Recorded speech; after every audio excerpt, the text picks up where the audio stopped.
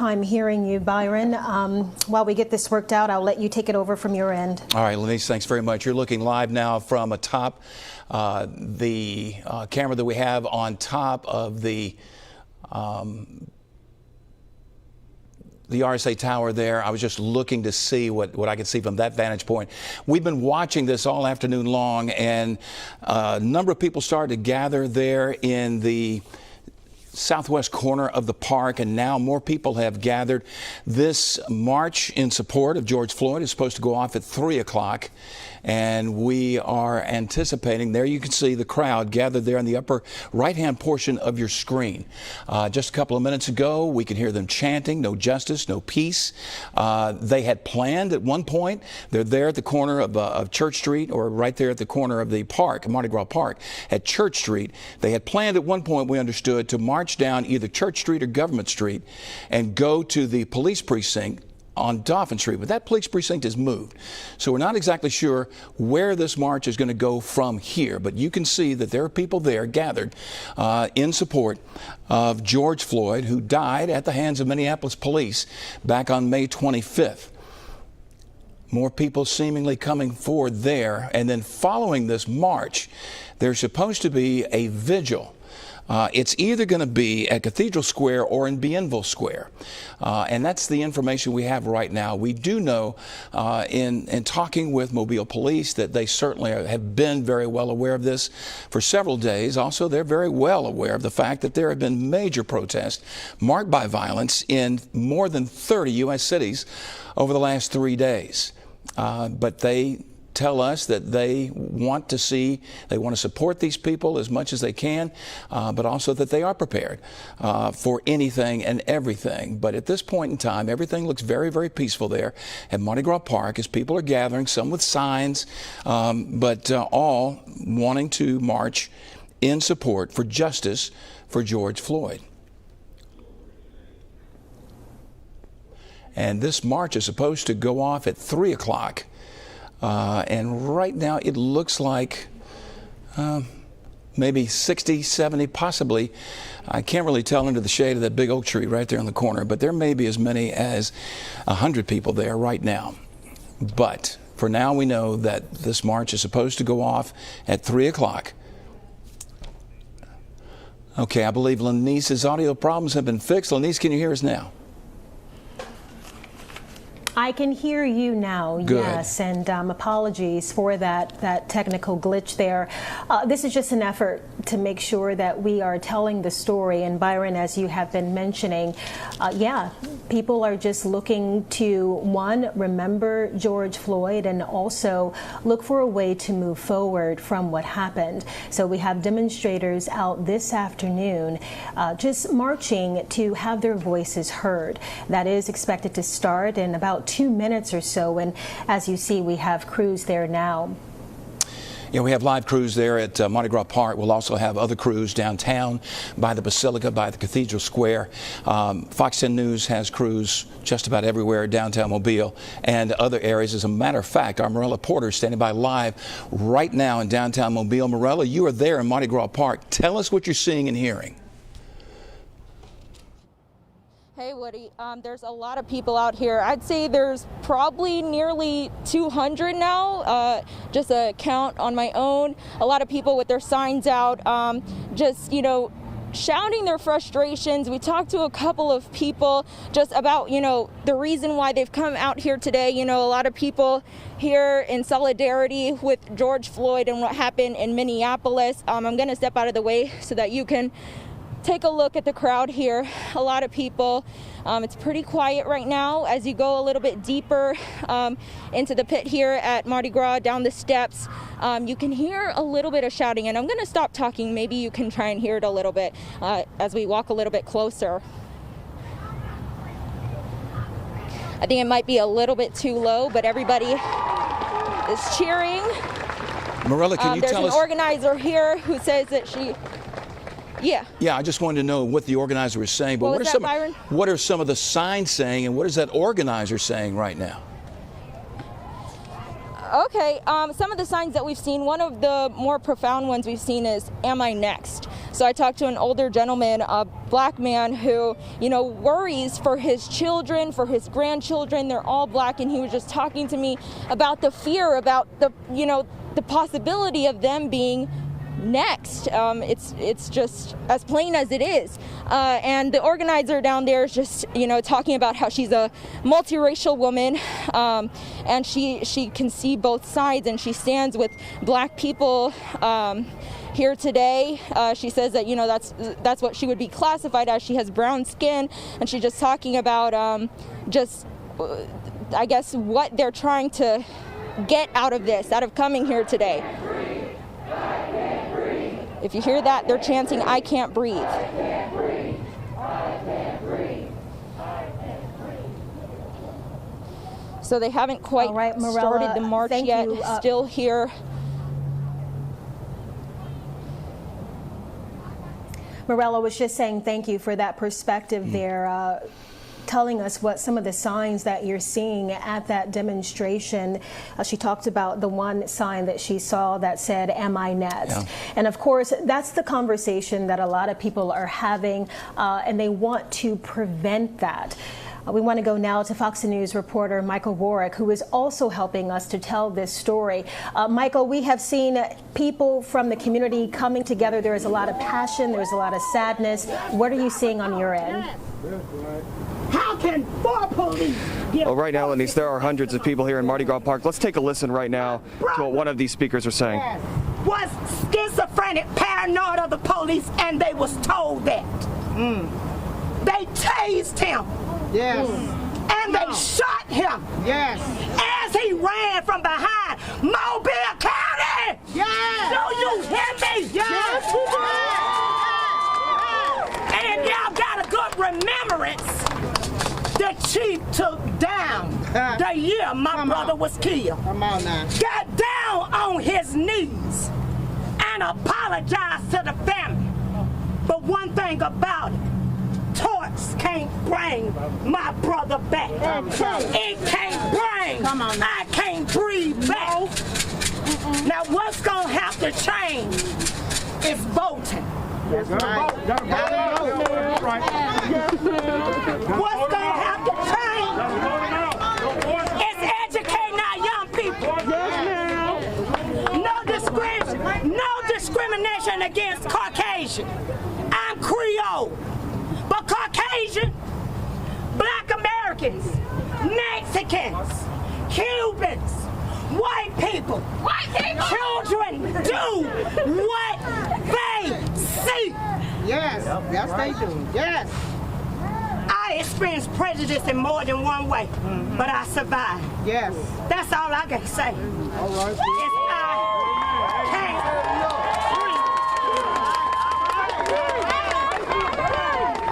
Just one of many speakers here wrapping up there. Take a look out at this crowd here. Some anger, both directed at police, but also directed at the president, we heard moments ago. This speaker saying we will have a peaceful protest. And as you look out there at all the signs that say I can't breathe, call out the problem, police, policing is terrorism, no justice, no peace, Black Lives Matter, just some of the signs. As we continue to take a listen. White brothers, let me say something to the men. A nigger is ignorant. Amen. Right. It's not a color. That's right. There you go. Teach on that. So therefore, we have not come to be ignorant. All right. We come to be intelligent. Oh yeah. Oh yeah. We come to stand behind our black men. Yes. Right. We come to stand. Right now, this is our time. Don't take the show. Our time. That's right. Our black brothers are being killed. That's I can't breathe. I can't breathe. We need to stand behind. I can't breathe. I can't breathe. What's my name? I can't breathe. My name is Dr. Yvonne Mitchell. I can't breathe. My name is Dr. Yvonne Mitchell. I don't like the judges here. I'm going to put that on on the way. Okay, this march appears to be beginning here as we take off through downtown Mobile. Mobile police also have a significant presence here. They're lined on the street here and will be at each corner along the way here. Let's step out here Something got to change. and give you guys a better look at this crowd because, Byron, when we first were talking, we wondered about how many people were actually going to be out here today, and it is hundreds. Look at this shot with all the signs stood up. And what a sight this is. Protesting the killing of George Floyd in Minneapolis. And some folks holding their signs here for us. People of all ages, all races out here today. The time to start the march was 3 o'clock, and we've hit that, so it looks like we're getting a move on here. It's 3:05. I wanted to see, Chief Lawrence Batiste was out here. We talked about that a moment ago. But again, there will be police at every corner to make sure this is going peacefully as we take off from Mardi Gras Park here. You heard those impassioned speakers. A lot of anger, a lot of adrenaline coming from these speakers with such a large crowd. That woman appeared to have lost a family member to some type of violence. I'm not sure if that was gun violence or if it was a police-involved shooting. Not going to speculate on that, but she was angry about the loss of a family member in some capacity as we take off here. This march beginning right now, and we'll walk with them. Morella Porter's also on scene here with us. Michael, can you possibly talk with one of the people there? Just ask them why they're there and what their feelings Absolutely, are. Byron, absolutely. Let's, I'd like to talk to you, sir. Sir, a moment. What brings you out here today, partner? Support of George Floyd and his death, of course. When you look out here, what impresses you about this moment here in Mobile? The number of people that have shown up and the orderly manner in which they are conducting themselves. I gotta go.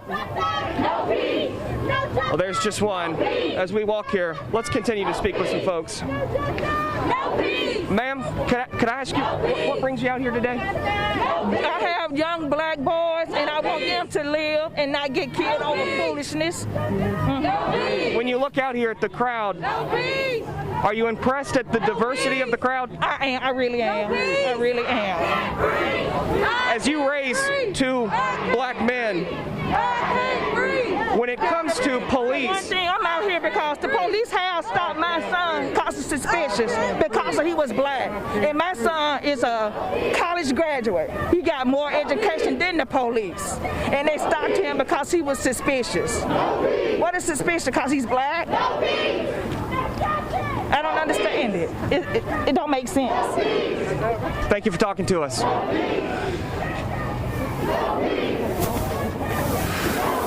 Okay, we are still on a move here. Byron and Lanice, let's go back to you guys as we've got to get a move on with this march and try and get a good vantage point for you guys. Back to y'all. All right, thanks, Michael, very much. Quite the scene, Thank you, Lenise. Michael, for that reporting.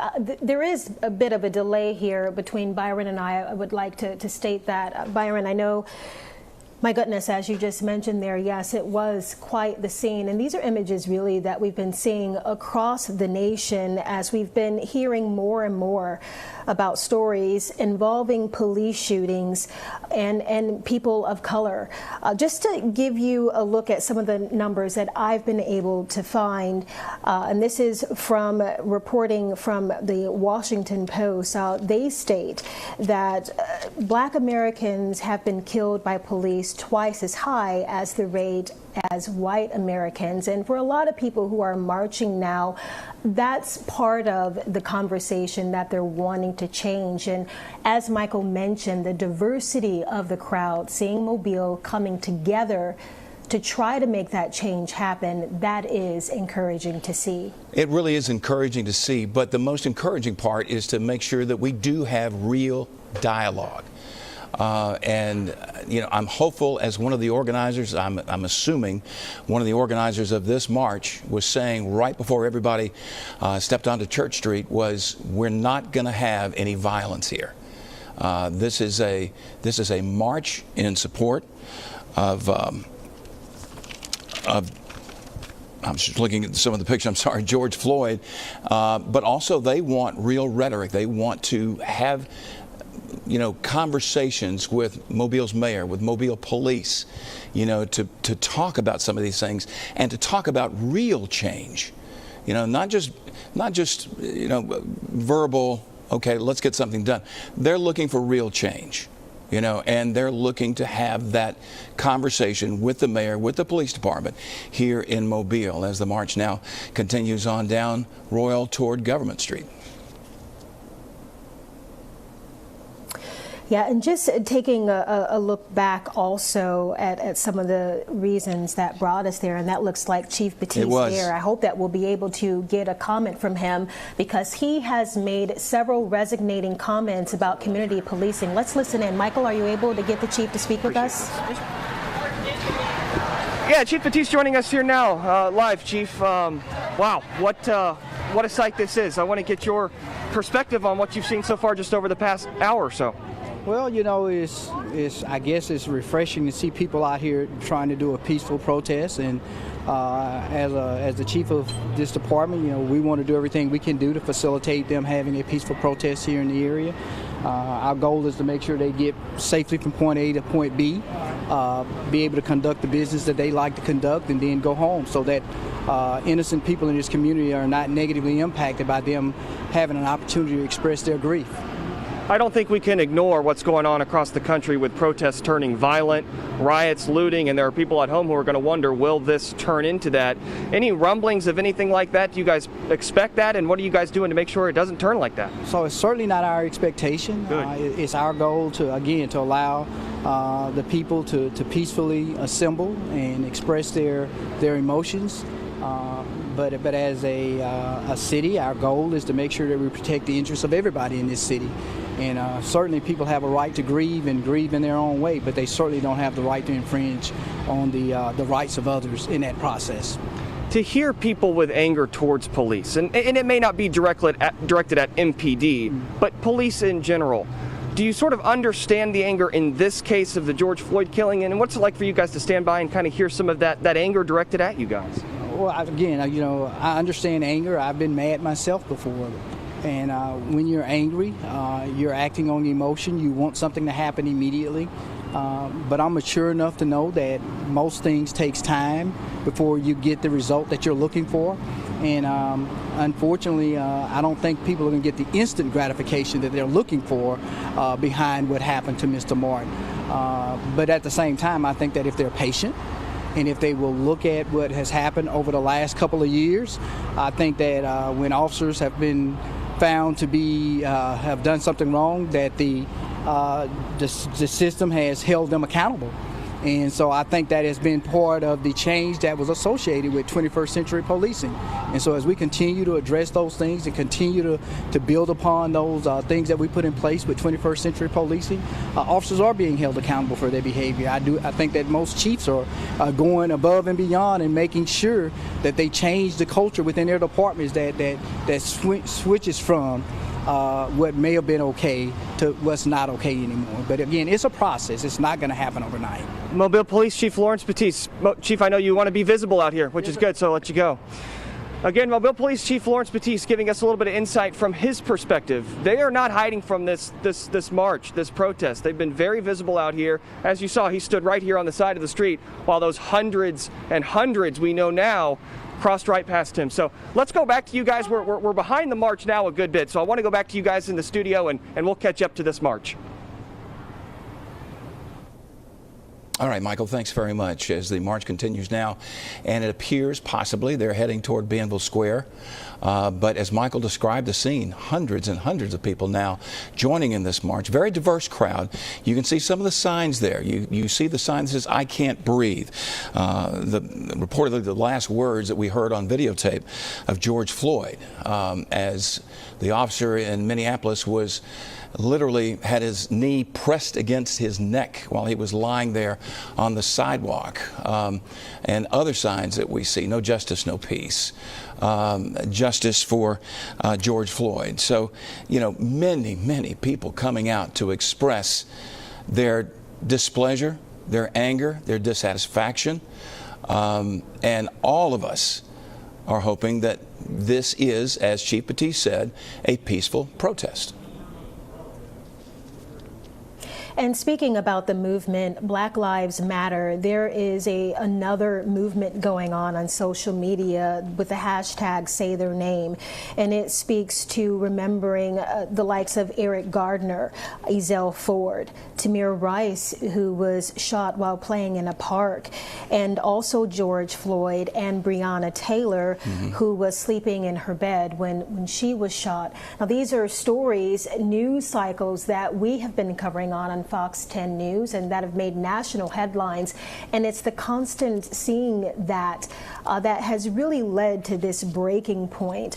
It's a matter of, yes, moving the conversation forward to where you see that change. And the chief talking about that, he says that it's not going to happen overnight. And I think that's going to be part of the problem here is that for so long, just seeing some of the tweets on social media saying it's been 400 years, talking about a lack of equal treatment for African Americans. So they're wanting something to happen now. But the chief saying that change just does not happen overnight. But he also talked about how this has been peaceful and he does not expect to see any violence breaking out. And of course, that's how you want it to stay, so we can make sure that the message is heard, and that message is of equality. The marchers now moving up Government Street past Bankhead Tunnel, again, as you see, large police presence in downtown Mobile. But they continue to march peacefully down Government Street. And again, we were told that they were going to go to the police precinct in downtown, but so far we haven't heard anything other than that. But we do know that there is a vigil set later this afternoon at either Cathedral Square or Bienville Square. But as for now, this large group of people protesting peacefully, marching up Government Street as they make their way and make their voices and their signs, make their voices heard and their signs seen. So we are following this closely here on Fox 10 News, as we will from this point forward, to bring you the sights, the sounds, and what is happening in the city of Mobile right now. We have seen what has happened in other cities over the last 3 nights. It has been horrific, frankly, to watch with the violence that is happening in some 30-odd cities around the country. 25 cities now have curfews. So, you know, this outpouring today has been very, very peaceful, very pointed, but very, very peaceful. And we, all of us, I think, in the city of Mobile, want it to be that way as the marchers continue to progress down Government Street. And as these marches happen, I do want to add, not all of them have resulted in violence. I gave an example of how a county sheriff in Genesee County in Michigan, so that's the Flint area, de-escalated what could have turned into a different situation by simply asking the marchers when he got there, what is it that you want from us? So police and SWAT team arrived to the scene, ready to disperse the crowd. The sheriff walks up and asks, what is it that you want from us? We are on the community side. And a woman responded to him, march with us. And so he did. Yep. And just to see that display of unity it made a huge difference for the people protesting and also for the credibility of that department. And I believe when he said, let's don't make this a protest, let's make this a parade, as you said, I think that de-escalated everything. The rhetoric de-escalated the whole tenor greatly. And that is one example, Anise, of what can be done when you have a conversation and not confrontation. The crowd now moving, looks like they've turned right off of Government Street.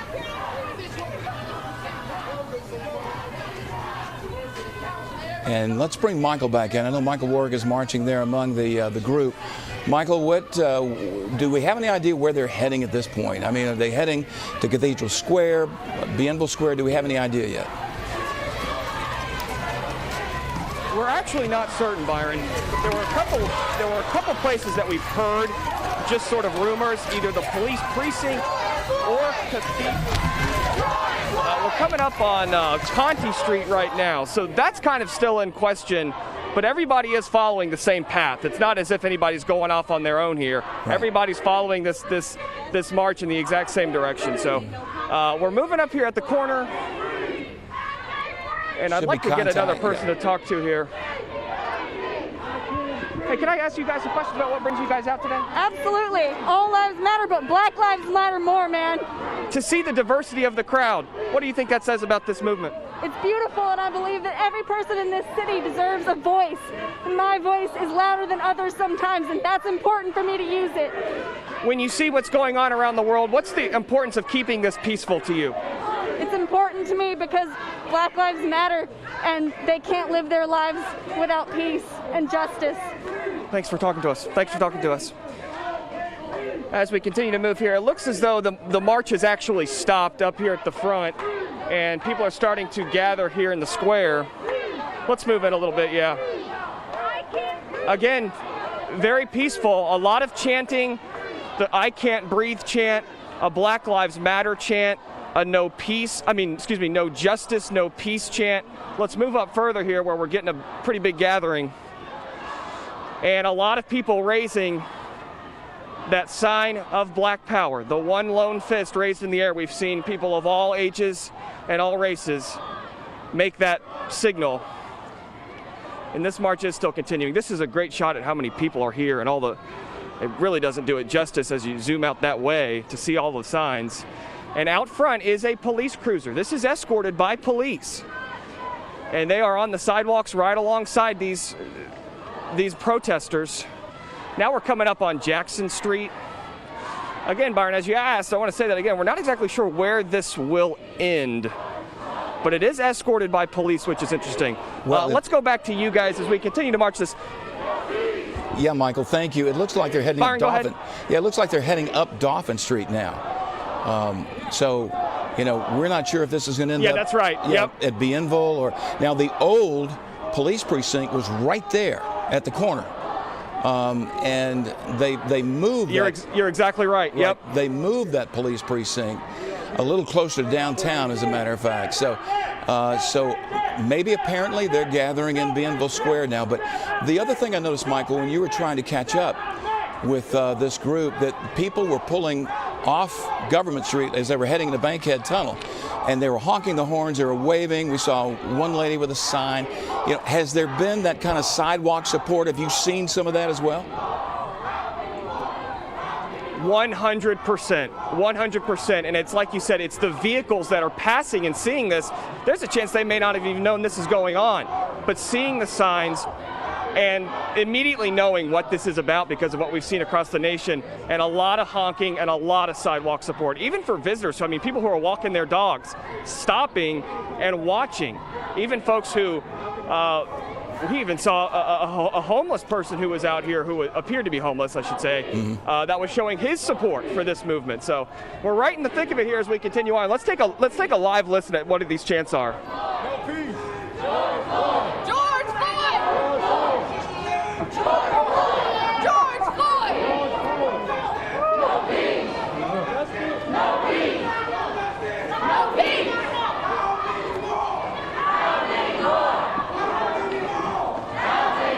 This chant is how many more? How many more? How many more? How many more? No peace. No peace. No peace. No peace. How many more? How many more? How many more? As we approach the intersection of Dauphin and Conception now, let's go back to you guys. All right, Michael Warwick live there within the group. That march beginning there at Mardi Gras Park, ending at the police precinct on Dauphin Street. You also have a silent vigil that is scheduled at 5 o'clock in Cathedral Square. Some of the chants that we've heard so far from people marching, how many more? No justice, no peace, and I can't breathe. And I can't breathe was something that we heard also during the case in New York with Eric Gardner, who was killed in a struggle with police. And then also with the latest with George Floyd, as we mentioned and reported before, 8 minutes and 46 seconds that the officer held his knee on his neck as George Floyd was on the ground. We mentioned how long is this going to last? Well, in an expression of grief, there's no time limit on that. So right now, it's remained peaceful, and I suspect that this will last for as long as the people feel it needs to. Apparently, Mobile Police now reporting that the group is heading for Bienville Square, Lenise, so I'm assuming there will be a rally there. Not sure about the vigil at Cathedral Square, right there in front of the Basilica. But there apparently will be a rally at Bienville Square, and so far, so good, peaceful, you know, with the signage, with people, with the chants and whatnot, you know, but so far a very, very peaceful march through downtown Mobile as these protesters are heading to Bienville Square. And again, there is a large police presence, but I think it's very, very, very significant that there is at least one police cruiser that has been at the head of this march, leading these protesters. And as the chief said, we want to make sure that they're going to be safe. We want to make sure that they're going to be okay. So, you know, here's hoping that there's more conversation and no confrontation as they start to gather in Bienville Square, and that this protest would be a symbol to the rest of the country, that there can be peaceful protests, there can be rhetoric, there can be dialogue without having to resort to any sort of property damage or death. We have seen statements from Mobile Mayor Sandy Stenson offering his condolences, and we have also seen remarks from the Baldwin County Sheriff's Office, from the Daphne Police Department condemning what happened to George Floyd and saying that the police departments here do not operate in that manner. I've reached out to several community leaders to bring them into this conversation as well to see how we advance it from here, because there's different stages of grief, and the first is what you're seeing now, the passion and the anger that is expressed, and then after that settles, that's when you can have the dialogue between two parties listening. So Mobile City leaders and leaders across this nation, quite frankly, will have a lot to talk about. Hopefully we can bring some of them into this newscast to express how you start that. We definitely want to be a conduit to the community. We definitely want to be a conduit to the community to help bring lives together, to help put the focus on dialogue. And certainly we stand ready to do that with leadership on both sides of this issue. Speaking of that, we have Mobile City Council President LaVon Manzi on our phone right now. Councilman Manzi, can you hear me? Councilman? Hello? Yes, Councilman Manzi, this is Byron Day, Lenise Lagan, Fox 10 News. How are you, sir? So far so good, sir. How are you? I'm good, sir. Tell me where you're, are you watching this protest live downtown, or where are you watching this protest, sir? Well, I am watching it downtown. I'm actually at home at the present, just concluding our Sunday church services, and so that's where I'm at right now. Yes, sir. Tell me, Pastor, your feelings, your thoughts Councilman, as you watch I want to thank you for demonstrators. reaching out to us. Absolutely no problem. I'm sorry, Councilman Manzi, would you just wanted to... I'm sorry, Lenise, I'm sorry. Just wanted to get his thoughts and feelings on what he's watching right now. Well, I am, my thoughts and feelings in general is that I am sad that in 2020 that marches of this nature and that activities of this kind are still warranted and still needed. I'm applauding those who are out there peacefully demonstrating and making their voices heard. And I know here on a local level, those voices and concerns will not be falling on deaf ears. Councilman, my apologies. There is a delay between Byron and I. So often we're both talking at the same time. But I thank you for answering my call and joining us. We want to talk to community leaders such as yourself. We saw the mayor issuing a statement today about George Floyd. And my question for you is, as you're seeing demonstrators right now, what happens tomorrow? Because right now we're seeing the anger, but how do you turn that into progress? Well, I think what is necessary, not only here in Mobile, but across this country, is a continued and an enhanced level of engagement. Incidences of this nature keep occurring, and there's a reasoning behind that. And so I think we need to harness this passion and harness this enhanced level of advocacy so that we can make certain, especially here in the city of Mobile and in the greater Mobile region, that we have policies and that we have protocols in place to try to mitigate these kind of concerns from happening here. All right. Thank you very much, Councilman, for answering that question. And we continue to look out for your response to this as we move forward. Thank you again for joining us. It's absolutely no problem, and I appreciate you all covering these very important issues, and thank you for engaging. All right, Councilman Manzi, thank you very much. The protesters now have turned away from Bienville Square.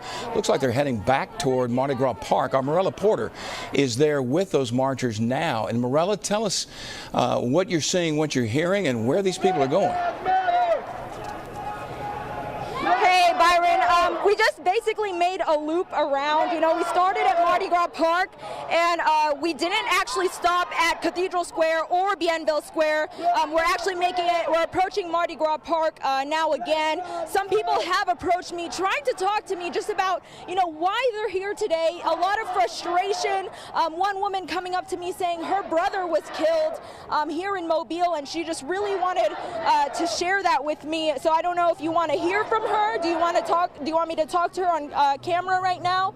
Right now we're just marching through the streets.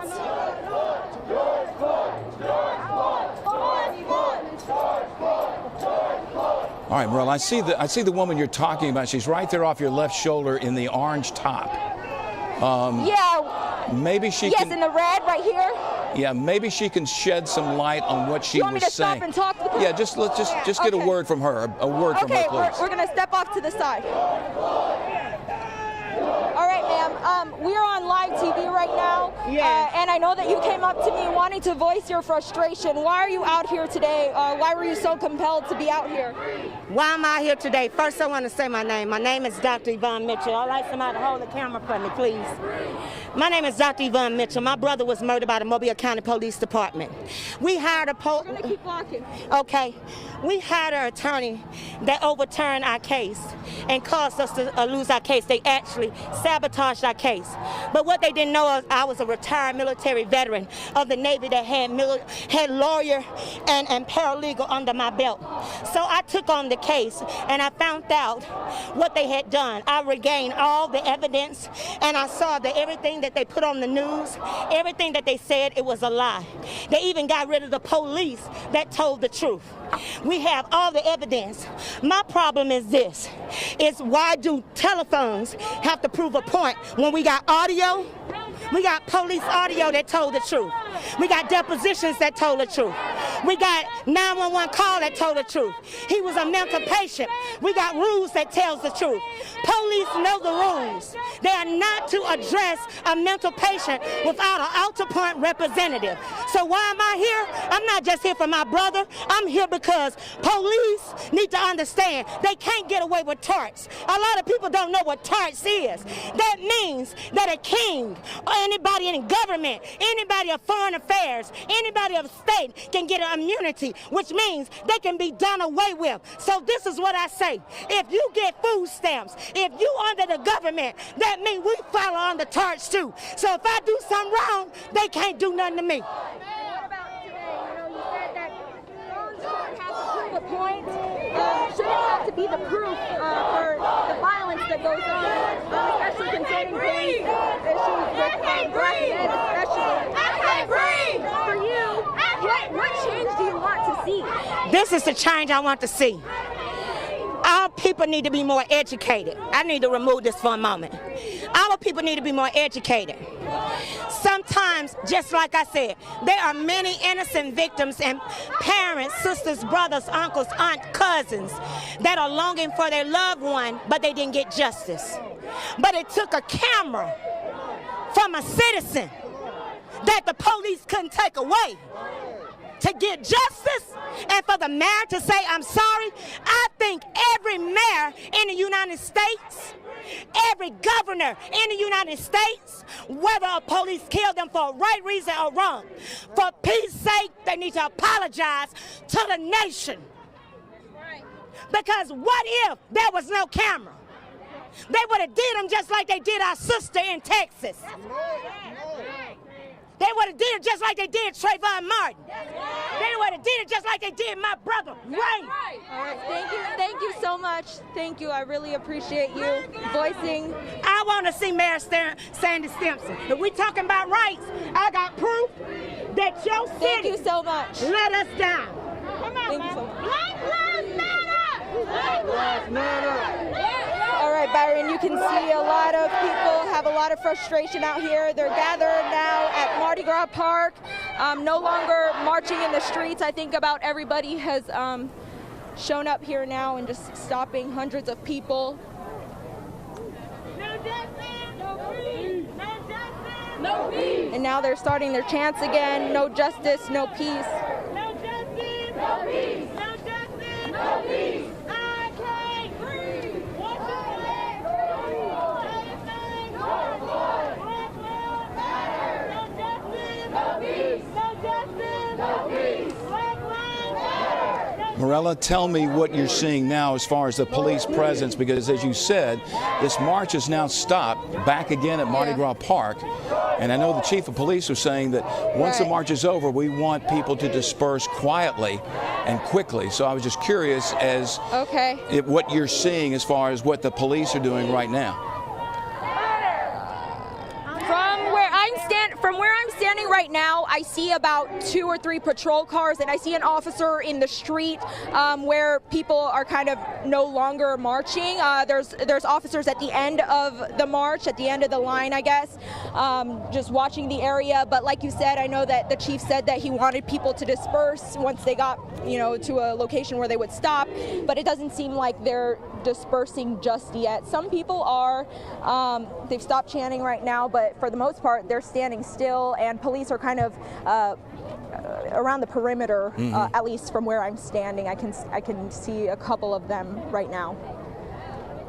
Yeah, we've got the overhead cam from the RSA Tower looking down on Mardi Gras Park, and there seems to be a group that is packed in together there, and then we see others that are beginning to drift away from the group.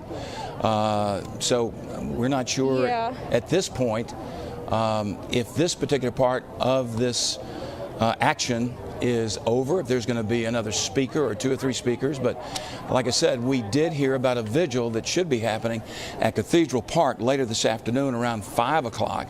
Of course, we've heard a couple of different things. Cathedral Park could be Bienville Square, but was just kind of curious as to what the crowd was doing at this point and what organizers were planning to do at this point. Once this march was over, as you said, it made just a circle around that part of the city.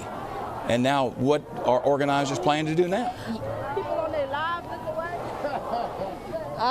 Byron, I don't really well, see quickly, the information that I received on that vigil. Yeah, Morella, just saying the information that I received on that silent vigil is supposed to be at 5 o'clock at Cathedral Square, practicing social distancing, they added, and it is in honor of Ahmaud Arbery, Breonna Taylor, and George Floyd. Ahmaud Arbery, of course, that was a case from Georgia where he was running through a neighborhood and two men who have been arrested, a father and son, got into a scuffle with him and Arbery was shot and killed. We have been reaching out to different community leaders who have been talking to us about this. I've got more calls in to different people to express how they're feeling about this. Several businesses actually, Byron, shutting down. Just a show of solidarity to show that they are with the Black community and understanding their frustration as to what we keep seeing as a cycle. There was a story prior to George Floyd that happened in New York involving Amy Cooper. She called police on a man who was bird watching. He asked her to put her dog on a leash, and she specifically said, "I'm going to call police and say that there is a Black man threatening my life." And in the video, you can see that he's not.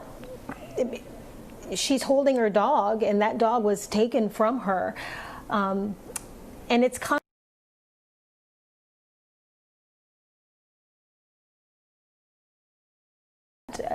just that she would say that. Yeah, and that was that has people at today's march so upset. Well, I think again that's a microcosm of the issue that we're facing in these days, that we don't have enough conversation between us. You know, that we immediately jump to conclusions about people. That woman has since apologized. Again, you know, I mean, there's so much fear in this country right now.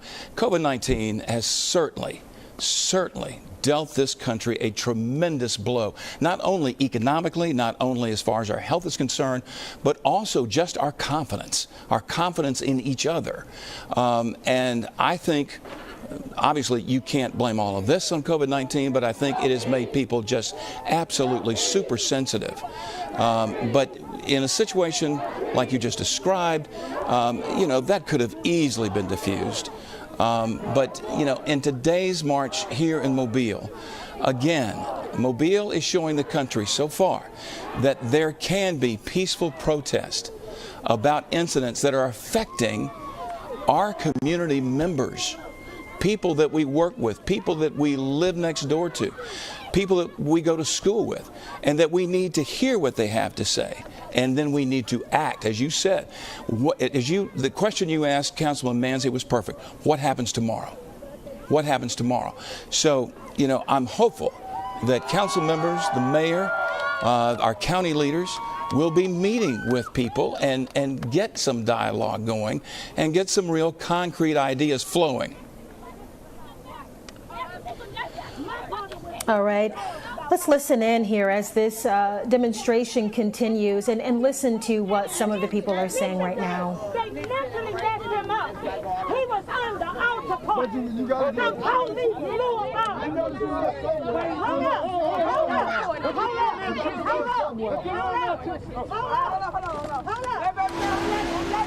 She asked me could she speak. She don't I'm talking to her as a sister. I'm talking to you as a sister. What do I do? Because I can't bring him back. I don't know what you're Wait a minute. Listen, though. But there was 4 white officers. All 4 on told 4 different hold on. Let me step in. I done seen these police kill black, white, Mexican. I done seen them kill people of all colors. They target black folks, but they killing everybody. They killing everybody, and they getting away with it. They killing everybody. They killing everybody. No, this ain't just race. They killing everybody. Black, white, it don't matter. They killing everybody.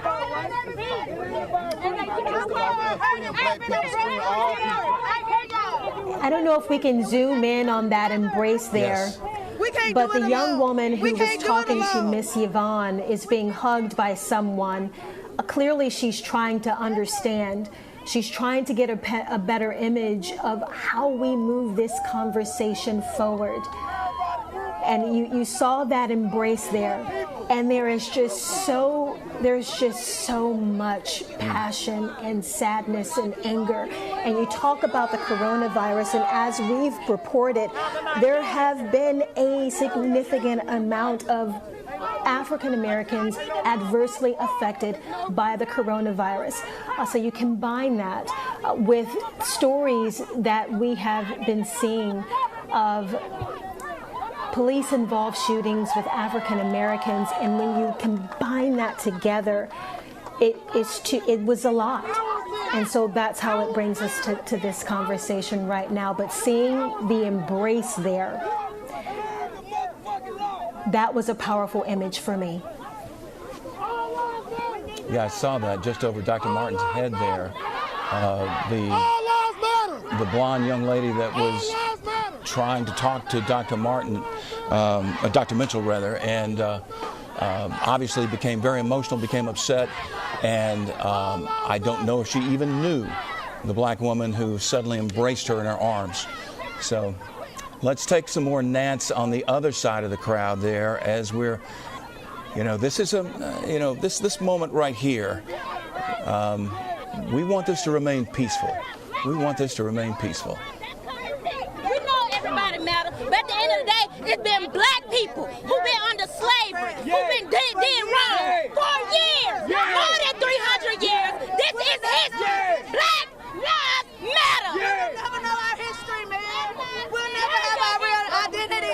We don't know where we come from. Black lives matter. All lives matter. All lives matter. I have to hold it. Huh? I have to hold it. You have to hold it? My name is Akeem Davis. I'm from Mobile, Alabama. I lived here my whole life. I have been fortunate enough to live in Mobile and have plenty of opportunities. I was Mr. Bishop at Bishop State, and throughout my lifetime, I've seen a lot, I know a lot. I've never been a person to get in trouble, or I've never been a person to actually stand out and speak on certain things. Even when I became Mr. Bishop, I didn't want to do it because I never felt it in my heart to just do something really big, but I was pushed to do it. And it always been something in me that people seen that I didn't see. But now I see that it really is something in me to speak to people and try to get people to understand that it's more than just what we look at, because we got to look at what we don't look at and try to understand things that we don't understand in life. And right now we got a big issue going on that a lot of people don't understand. A lot of people is acting out of rage or anger. Like I heard somebody earlier say, fuck the police. Rightfully, but you can't say that when we got Mobile police officers out here escorting us peacefully. So we have to understand that too, but at the same time, they have to understand that we're gonna hold y'all accountable, because one thing about it, y'all work in the same office as these people that's doing these shootings. And if we don't see peace from y'all or nobody else, then how the fuck we gonna get it? That's just coming from the heart. That's just coming from the heart. How we gonna feel it? We ain't gonna feel that, man. Y'all gotta make a change. They're gonna have to change today.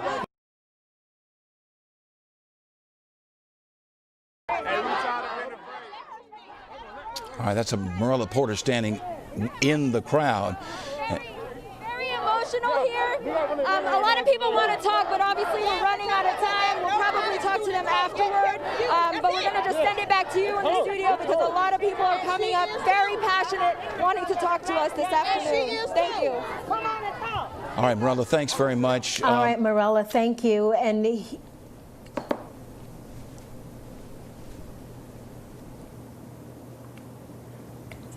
Marilla, thanks again. We want to go now to Michael Warwick, because he is also reporting there live, and get a look at what he's seeing from his vantage point. Michael?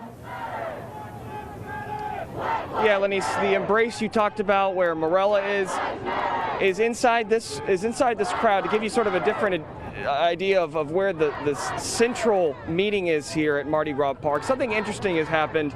There was a gentleman in the crowd who began an All Lives Matter chant, and it was drowned out by the chant you're hearing now, which is Black Lives Matter. So that chant was drowned out. And just telling you what we're seeing and hearing here, it's interesting. At 2:30 today, we saw probably 75 people here. At 3 o'clock, there were hundreds. And as we approach 4 o'clock, there are thousands of people that have showed up in Mobile to show their support for the Black Lives Matter movement, and more specifically, to seek justice in the case of George Floyd. Let's go over here and see some of the spectators. We talked about sidewalk support. And as we move over here, this is just outside of Mardi Gras Park, where you have some onlookers who have showed up. Some onlookers, and we've seen cars passing by honking and things, seeing things like that, people wanting to know what's going on here today if they didn't hear about this.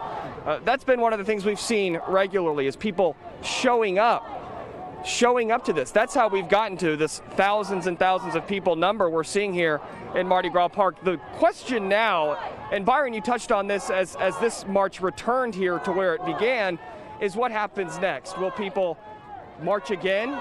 Will they remain here for another hour or two? Or will they begin to disperse? Because we're coming up on 4 o'clock and this began at 3. So that's sort of the next thing we're going to be following here. But you see all the people down here. Let's see if we can talk to somebody quickly here. Hey, you two. I'd like to get a word from you. I see your shirt, and what brought you guys out here today? No, I don't want to talk. You don't want to talk? No. Okay. Oh, man, I'm going to TV. Partner, could I ask you a couple questions about what brought you out here today? No? Okay. A couple people that want to talk. Sir? What do you want to talk about? What brought you out here today? Huh? What brought you out here today? Oh, I'm tired of all the police killing. You know what I'm saying? It's just not Floyd. It's a lot of more innocent black men being killed by the police. You know what I'm saying? What would you like? I just left from Atlanta, so I know. You know what I'm saying? I just left from Atlanta, so I know how it is down there. So, did you see some of what was happening in Atlanta firsthand? Yeah, we got bombs, gas.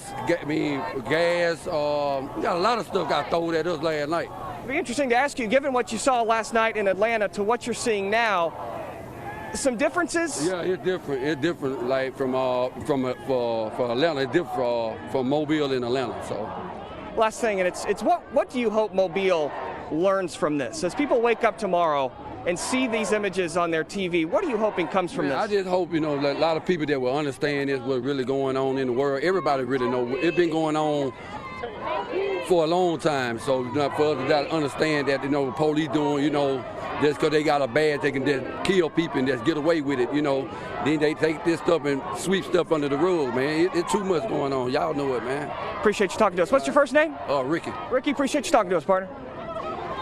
Just one of many, many opinions and people who, of course, there are some who are unwilling to talk, but the majority have been very forthcoming about their feelings about this movement. The chants continue, the protest continues, the hundreds and hundreds of signs with the thousands of people. Back to you guys.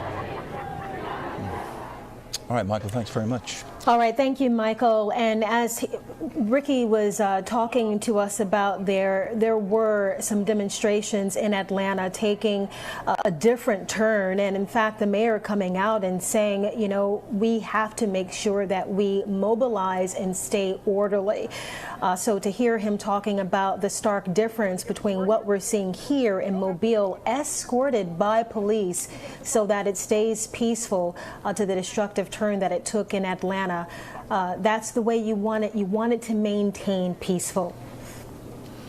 And so far, it has been peaceful, Denise, says the crowd back in Mardi Gras Park, where this demonstration started just about an hour ago, a little less than an hour ago. And now I see people kneeling. Michael, what are you seeing? What are you hearing there? Michael, you are Morella. Hey, Byron, everybody is kneeling, taking a knee. I've lived in this city all my life. I've gone to South. I have been numb every day as a black woman because we go through this every freaking day. Have y'all noticed Corona take breath? Now what did the police do? They took ours. Breath. They took ours. I mentioned this earlier. Corona is just not a disease. A lot of these people, a lot of these white people out here supporting us, a lot of them are out here armed with guns against us. What do they need to do? They need to put their white bodies, if they're so concerned about us, in between us and the police. They need to fight.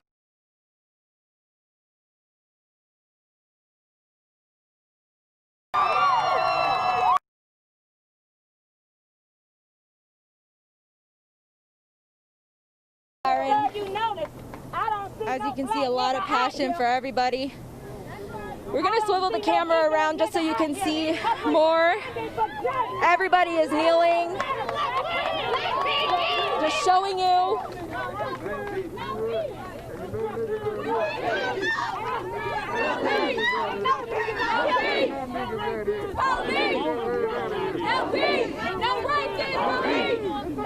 And as you can see, not only, as the young lady was saying, not just black people out here, people of all races coming here together.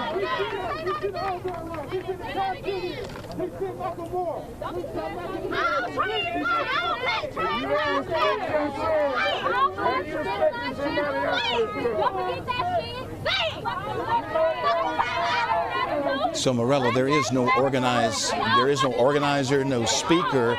It just seems to be people feeling led to vent their anger and frustration. Yeah, at this point, Byron, that's what it basically seems like. Before there was an organized speaker when this all first started. I haven't seen her since, but yes, now everybody is just knelt on the ground and just taking it upon themselves to start talking, and everyone's being respectable. You know, whenever someone starts talking, they all kind of quiet down just to give them that chance to give their piece. You know, we're coming up on the vigil that's supposed to happen at Cathedral Square at 5 o'clock. We're coming up at 4 o'clock right now. I mean, do you have any indication from anyone in the crowd that knows if they're just going to stay there at Mardi Gras Park until it's time to go to Cathedral Square in front of the Basilica? As you can hear, Byron, they're all cheering right now, and it looks like they're maybe about to start getting up, but I haven't actually heard from anyone that they plan to go to Cathedral Square after this, but it's very possible since we still have about an hour left, and since they were marching in the street, a lot of people have already left. I can see the crowd has diminished quite a bit, but there's still plenty of people out here at Mardi Gras Park, and now they're all getting up. Let me see if I can hear what they're saying.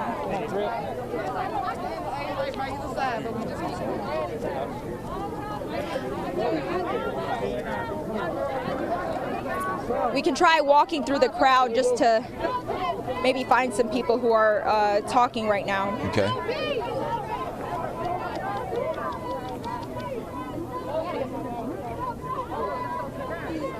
No justice! No peace! No justice! No peace! No justice! No peace! No justice! No peace! In case you're just joining us, you're watching Fox 10 News coverage of the march supporting George Floyd, the man who died at the hands of Minneapolis police back on May 25th. There have been other protests around the country. Some have been very violent. This one here in Mobile has been peaceful. It has been loud. There has been a lot of anger that has been vented, but it has been peaceful. But Fox 10 continues to cover this protest here in downtown Mobile, and apparently following the march actually started from Mardi Gras Park about a little less than an hour ago, and it has come back to Mardi Gras Park, where there are other people in the crowd that are speaking to the crowd itself. But there's also a vigil that's planned for Cathedral Square at 5 o'clock. So we're all kind of wondering if people are just going to stay right there in Mardi Gras Park, if Mobile police are going to move in at some point to disperse them, or just escort them back over to Cathedral Square. We heard from Chief Batiste early on in this march, and he said that our number one priority is to make sure that this marchers are protected and it's peaceful. But he said, I'm hoping that people, once it's all over, they will disperse peacefully. Michael, you've got somebody with you now. Let's go to you. This nation is in a transition. And if we get another 9/11 doing all this chaos now, it's going to be worse than 9/11. It's already worse than 9/11. I asked for the President, Donald J. Trump, to put in his resignation and leave the keys on the desk. This nation has been ripped apart, sir. Just like those bodies that I was putting out of them and put them in the body bag, the bodies were breaking apart like pulled pork. And I'm still coming back home after being retired and seeing stuff back in '68 and further than that. Mobile is home for you? Mobile is my home, sir. And I also want to say this. because it's going on. I request Mobile Police Chief Baptiste do a unit-wide urinalysis exam for piss test. Do a urinalysis exam for piss test, and he gonna see he got some dirty officers. As we continue through tonight, how important is it to keep this movement peaceful? It's very important, sir, because where else can we go? Or what else can we do? What else can we do? We got one. We want 3 more, sir. We want all 4. All 4. God got this recorded. What is your legacy going to be? Everything you going to see your maker one day. Your first and last name? We got 1. We want 3. Excuse me? What was your first and last name? Ronald Mix, Gunnery Sergeant, United States Marine Corps, retired. Okay. Ronald, we appreciate your service. Thank you for talking with us. Really, thank you. Okay, we're starting to see as we come back out here, the crowd appears to be dispersing a little bit. And we've got some movement over here. Let's see if people start to maybe leave over here. Again, Morella is in this crowd. Yeah, they're taking off over here. Michael, do you see any encouragement from... we have that 5 o'clock vigil. Yeah. Do you see any encouragement from MPD in helping these people disperse, or are they dispersing on their own? That's going to be, it looks like they're dispersing on their own. I don't see many. Remember where it started, all the way on the other side of the park? Yeah. That's where a lot of the police cars were stationed. But as we look back out here on the road, the only 2 police vehicles I see are these here. There's a group of police right down there. There's a group of police right down there as this crowd is dispersing. So let's kind of see how this plays out here as people. That looks like it's really the only group that's leaving, because behind me there's still this big crowd. But let's kind of see where these folks sort of go off to. Behind me I can still hear some chanting, but it doesn't appear as though police are. Let's follow them. It does not appear as though police are directing them in any one way. So let's walk out here and kind of get a better idea down here on the street where folks are going. Again, you can't ignore what's been going on across the nation here over the past few nights in Minneapolis, in Dallas, in Atlanta, in Los Angeles. So that is the question, as the expectation here is that things will not turn violent. But let's see as we come out here. Michael, as you've been there since this started, as you were there waiting for the march to begin, and from that moment to now, I want you to talk about the energy, because you're there, you can feel it. Is there a difference from what you experienced when you first got there to right now? I don't think anyone's heart rate could not go up at the very beginning, at 3 o'clock, with the impassioned speaker sort of setting the tone for this event. It was very, I don't know if I want to use the word adrenaline, but you could tell people had that sort of aura about them, as a feeling of adrenaline. And as the march got going, Lenise, maybe those first 10-15 minutes, the first time you got a vantage point of just how many people were here, we saw a young lady crying through the streets. In the voices as they chanted, the energy was very, very significant, and it just brings words of anger, of frustration. Those are sort of the energies that I feel, and of passion for the black race. A passion for the black race is what you feel from the folks who are out here. And that's really the best way I can answer your question. To put those feelings into words is difficult. The next thing we're kind of tracking is what happens next. We have the vigil at 5 o'clock that is supposed to be silent, supposed to be a quiet vigil. What will that be like? That's one of the things that we'll have to follow here. And I tell you one thing, nobody has really, we were following that group leaving. They actually just stopped around here with the police, but there's still this very, very large crowd here. So we'll see how this goes over the next hour. All right, thanks, Michael. And I want to really quickly read a post that the that was posted by the mayor of Minneapolis, something that he put out when George Floyd and the protesting there first began. He said, "What we've seen over the last 2 days and the emotion-ridden conflict over last night is the result of so much built-up anger and sadness. Anger and sadness that has become ingrained in our Black community, not because of 5 minutes of horror, but 400 years." So when you are listening to some of the marchers at Mardi Gras Park speak, that's some of what they're talking about. That's some of what they're expressing, their grief and their anger. And we're doing our best here to mute out some of the foul language. But as you know, when you are upset about something and you have that grief, sometimes it is hard to tailor your language.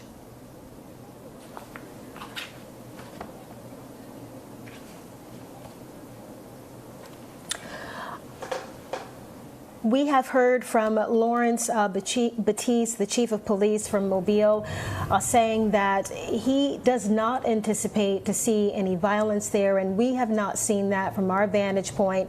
It started with about 200 people, and now it has grown to thousands of people, but slowly but surely it is starting to disperse. Now, we don't know if it's because they're moving to a different location or if it's because they're gearing up for what is supposed to be a silent vigil in honor of Aubrey and Taylor and Floyd, and that's supposed to be at Cathedral Square. So what we're seeing here is just people who have been able to come out and express the change that they want to see. So I'll ask the question again, because I think that's where the conversation needs to start. What happens tomorrow? How do you progress in such a way to where protesters feel as though their voices are being heard?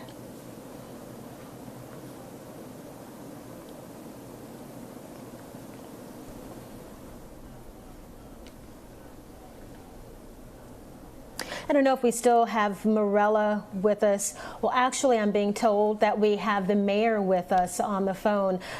Mayor, thank you so much for joining us. What are your thoughts as you're watching this unfold? I'll say that again. I didn't hear you. I appreciate your time for joining us this afternoon as you are watching what is a peaceful demonstration in the city. What are your thoughts as you watch this unfold? First, I say that I'm just tremendously grateful for how the protesters have conducted themselves, and that I'm also grateful that the media is covering it so that it gives them an opportunity to express themselves, to be heard by everybody. And so if we have monitored this way, they can hear that we are and it a more sensitive ear going forward.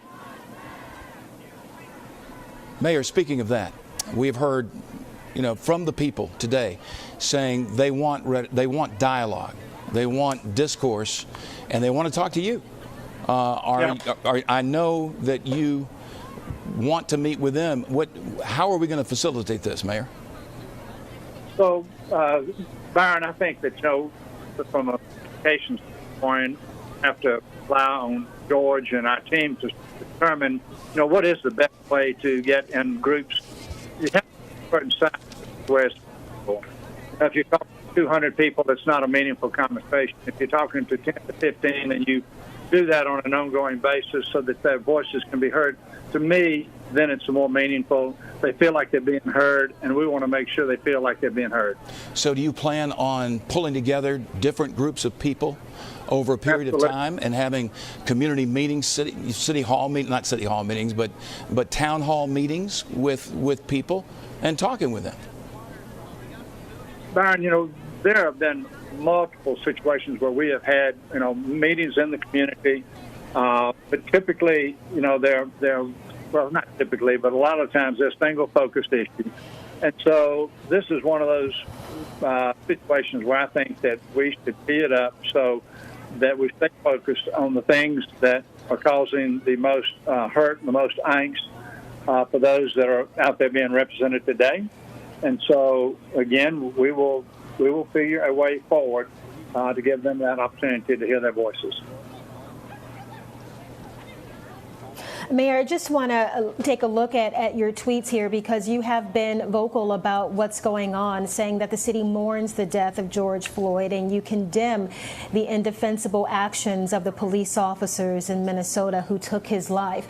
As people are calling for all of the officers to be charged, what do you think needs to happen in order for justice to be served, and to go ahead and have those conversations with community leaders that you talk about to achieve that justice?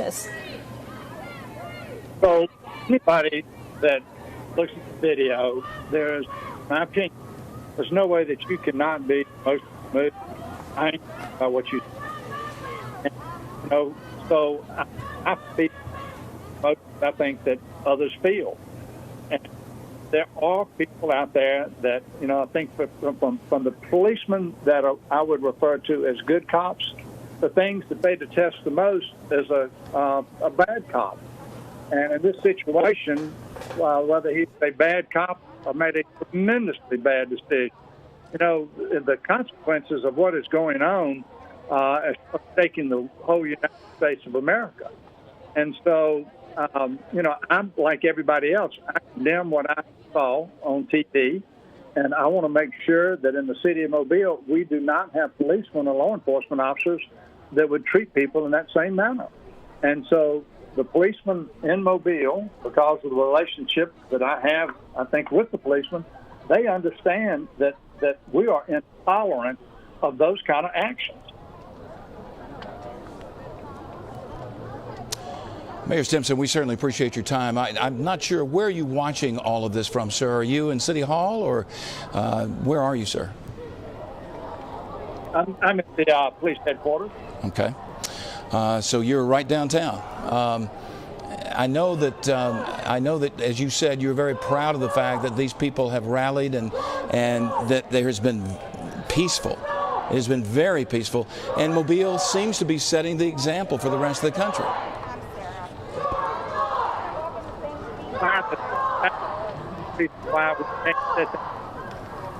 And so that it's a block. Right. This. All right.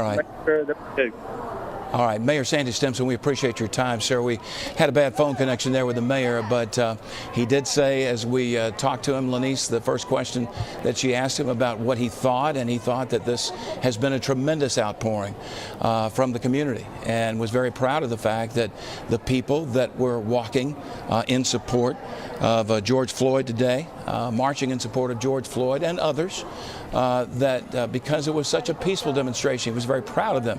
But also the mayor said that he is certainly open to talking with small groups all over the city of Mobile. As he said, if you had a group of 200, that's not going to accomplish anything. But what he would like to do is have groups of 10 or 15 and have town hall meetings with all these groups so that he can talk with them, there can be discourse, and there can be change. He also talked about holding the City of Mobile police force to a higher standard, and that anything that could happen, which happened in Minneapolis, would not be tolerated at all in the City of Mobile. So, Mayor Stimson. Well, that change is not something that's going to happen overnight. And no. We certainly appreciate the mayor for joining us. He also talked about the difference between good cops and bad cops. And I just bring it back to people. There are good people and bad people. But the difficult problem you have is sorting them out. So I don't know how you address that in terms of law enforcement. One of the marchers at today's demonstration mentioned that, made the challenge to the chief. As you can see, as we're watching this happening live, the demonstration has seemed to move from Mardi Gras Park They are walking now. I can see our Michael Warwick is behind them. So Byron, I'm going to bring Michael back into this conversation because I'm curious where they're headed now and what the vibe is right now. Michael, if you can hear me, have you heard where the demonstration is now moving? Loud and clear, Lanice. Yeah, we got you. We assume we're heading to Cathedral Square for that 5 o'clock vigil.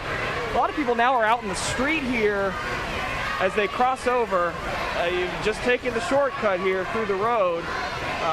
No longer on the sidewalk. Running in and out of cars here as we assume, again, we're making our way for that silent vigil at Cathedral Square. This march is no less in numbers. We are back out on the go, and let's see. We're gonna intersect them here. So stay with us. We're gonna intersect them right up here at this intersection. Give you a better look. We just passed 4 Mobile police officers who were on their horses. They were just sort of on standby. All right, Michael, apologies. I'm going to interrupt you really quickly here. I want to go back to Morella Porter, who has an interview again with the Chief of Police. Morella, again, thanks to Chief Police Patisse for joining us. What is he saying now? It's going to be live. Hey, we're trying to get our camera settled right now. Woody, we're going to do an interview with the chief here very quickly. And Chief, you were just talking to me, and I just caught up with you. The protest hasn't ended yet, and you're not sure where exactly everybody's headed. It seems they've already passed us now.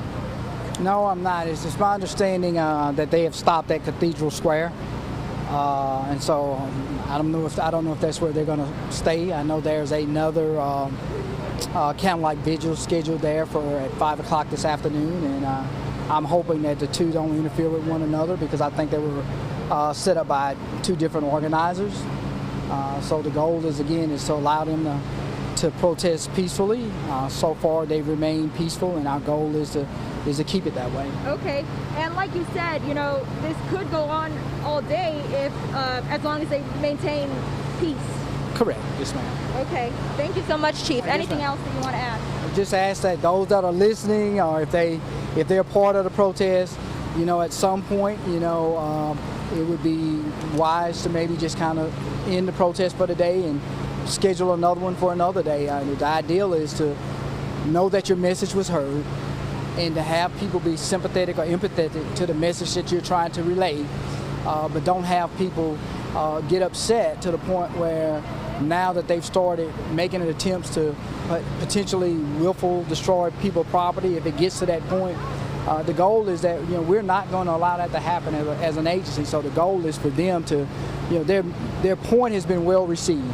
I think the citizens of Mobile know that there are people in this community that are in pain over the death, and so if they would just kind of just take heed and say, we've got our message, we made our point today. Thank you so much, Chief. All right, and like we just heard from the Morella, Chief, and just he said to that, get back as long to as the vigil that he was talking about, that is in honor for Ahmaud Arbery, Breonna Taylor, and George Floyd. Now, a little background on Breonna Taylor, an EMT working in Louisville. She was shot early in March, I believe, by several police officers who were there executing a drug warrant. A lot of people upset by that, sleeping in her bed. And what I wanted to ask the chief was, not all police officers are bad. So how do you keep incidents like that from happening? How do you separate what people are describing as bad cops? How do you get them out of your department? I think there's, I know Mobile Police Department takes a lot of pride in testing applicants. Psychological profiles, tons of those. But you're right. I mean, there are bad people in every profession, and that does include law enforcement. And sometimes mistakes are made. But I think the key there is just absolutely making sure that the applicant, the personality profile, the psychological profile lines up exactly spot on.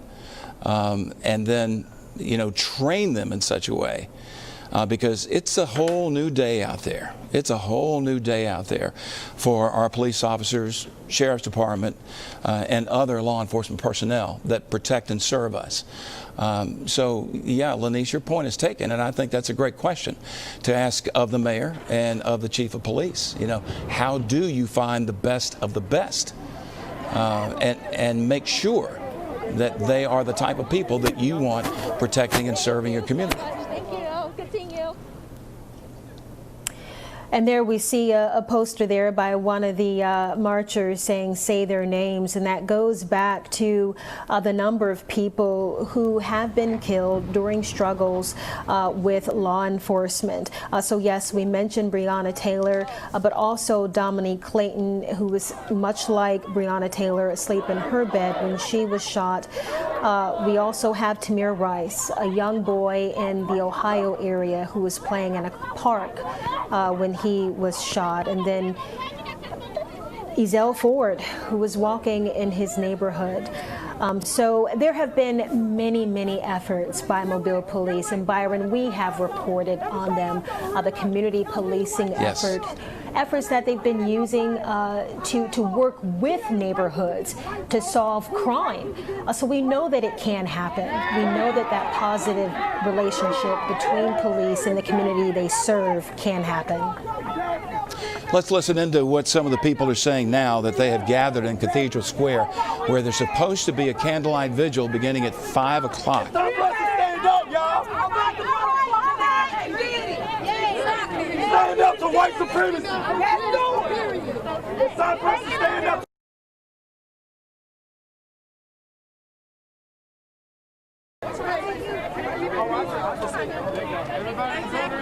Hold on, this man say he got something to say. Let him out. Let him preach. Let him preach. If he don't do the right thing, he can get all I got to say. Well, we appreciate you, guys. You can't teach stupid. You absolutely right. Okay. That's all I got to say. So why your people stupid? No, let me tell you. I don't know who's on that camera. Can we get a little closer, push in a little bit? There seems to be a gentleman in a blue shirt trying to talk to a group of people there in the middle of that crowd. If you want to do right, it got to be in your heart to do right. These white people that... Yeah, we're here, Byron. Yeah. Let's see if we can get a little closer. All the white people out there. They here because they want to be. I got a question. They with us though. How is our mission right now? You want to be. Let me tell you something. Hey, hold on. We supposed to be telling this to the police. We sit here telling this to each other. We already know Black Lives Matter, so we out here. She right. Hold on. She right though.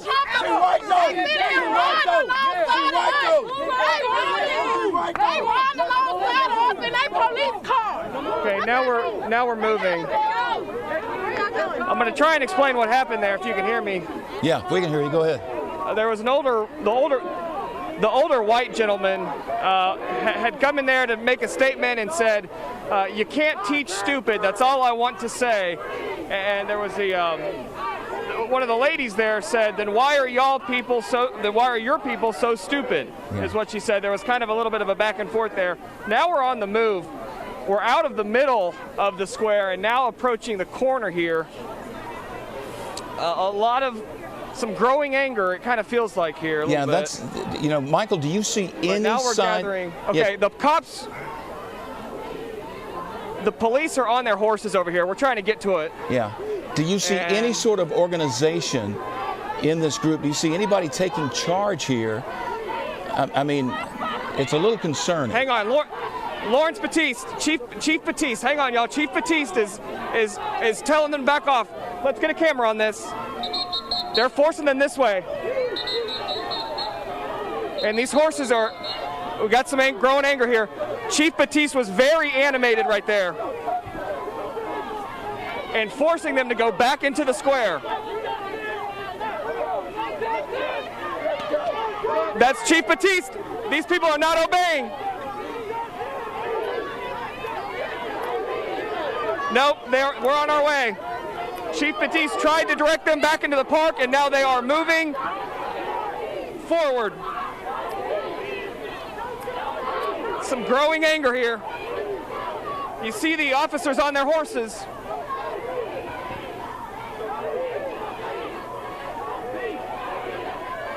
Michael, you and Morella be So very now careful. the march has blatantly disobeyed. These horses are trying to stop these folks from moving, and they are not.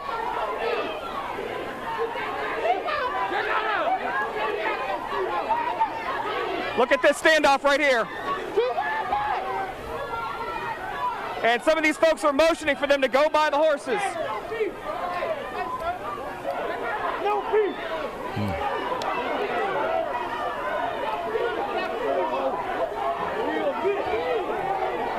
Look up this way with those horses there. And there were folks who were motioning for the march to go around the horses. And they have done that.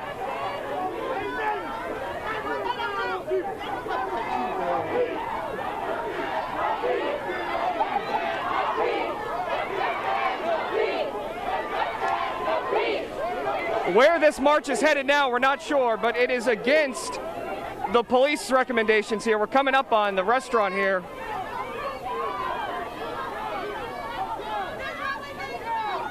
Boy, that got very intense there. I don't know if you were able to see it on camera. Yeah. But as that march approached the corner there and was exiting the square, Chief Lawrence Batiste was very animated, saying no, no, pointing them back to the square. That's when the horses came down, and now the march continues down the street. And Michael, where is the chief now? Can you still see him? I can't. He's not up here with the horses, it doesn't appear. And they're kind of leading the way now. I assume that he's kind of back behind us, but I'm not exactly certain. The last I saw was him on the corner, and there was not really a whole lot he could do. And that's the last I saw of him, Lenise. Now, we can see, Michael, that the... Okay, and so the horse is getting ahead of the crowd. Are they leading it or just trying to stay in front to prevent any they problems? are not. Yeah, Lenise, there's 3 horses here. There's 4 total. There's 3 alongside, and then there's 1 blocking the road here. So here's 1, and then the other 3 are alongside. And let's see, it looks like a little bit of a standoff here. Apparently they're trying to stop moving here. Yeah, they're trying to turn them down. That's not Conti Street, but it's a street over from Dauphin Street. They're trying to turn them down that street. Yeah, and the protesters are urging people to keep coming as the horses have lined up outside Bob's. They're just standing there, and people are motioning for the march to continue.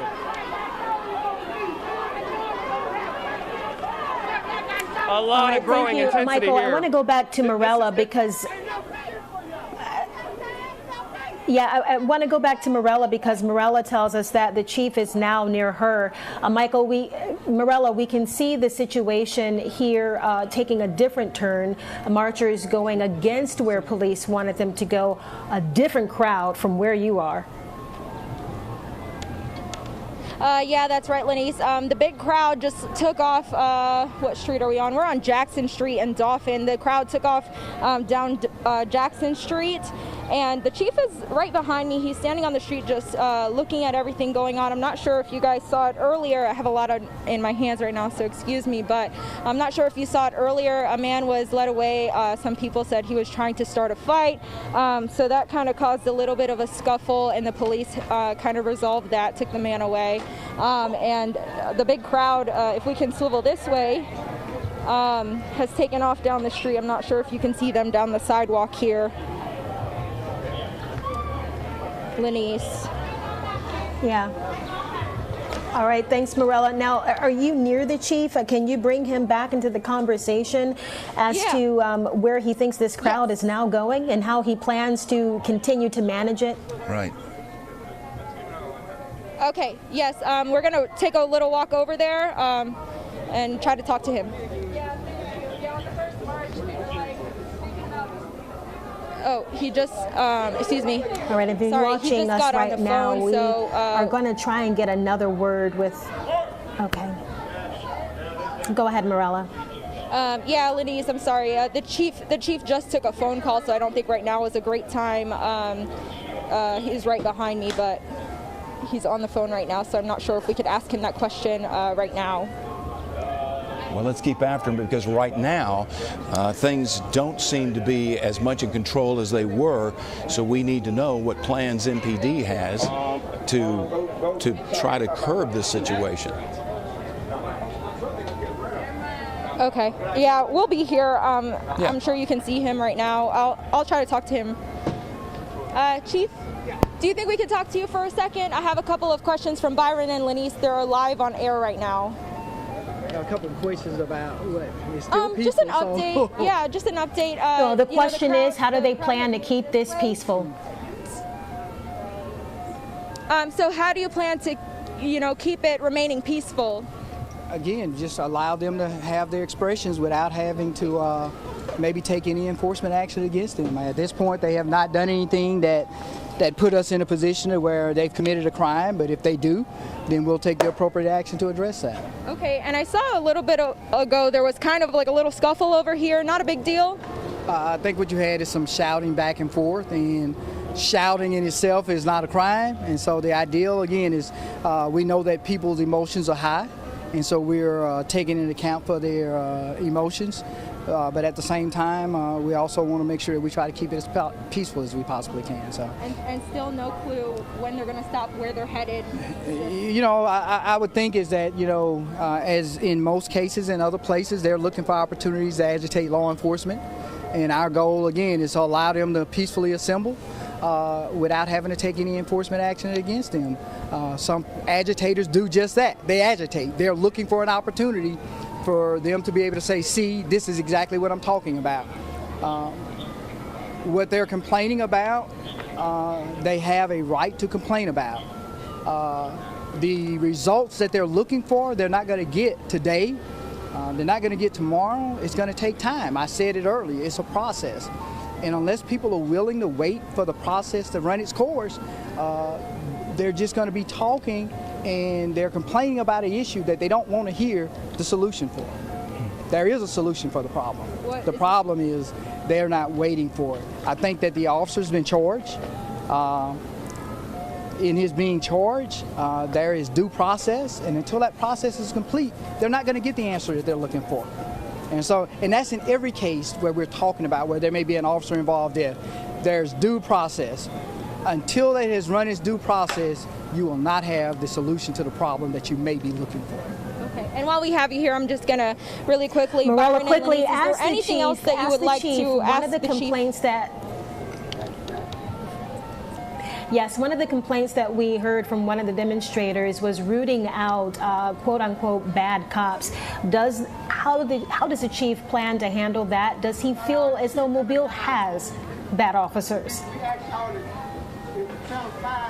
Okay, so we have a question for you. One of the demonstrators out here today said that a big problem is something that we're trying to do is root out potentially bad police officers. Do you think there are bad police officers in the Mobile Police Department? This whole situation is not about Mobile, and I don't know how we get to talking about Mobile Police Department as opposed to what actually happened in Minnesota. We just happen to be having to deal with some of the fallout. Mobile, in my tenure here, has always taken the approach to hold its officers accountable for their behavior, and we'll continue to do that. But we're certainly not going to do it because something happened someplace else, and we're going to have a knee-jerk reaction based off what happened someplace else.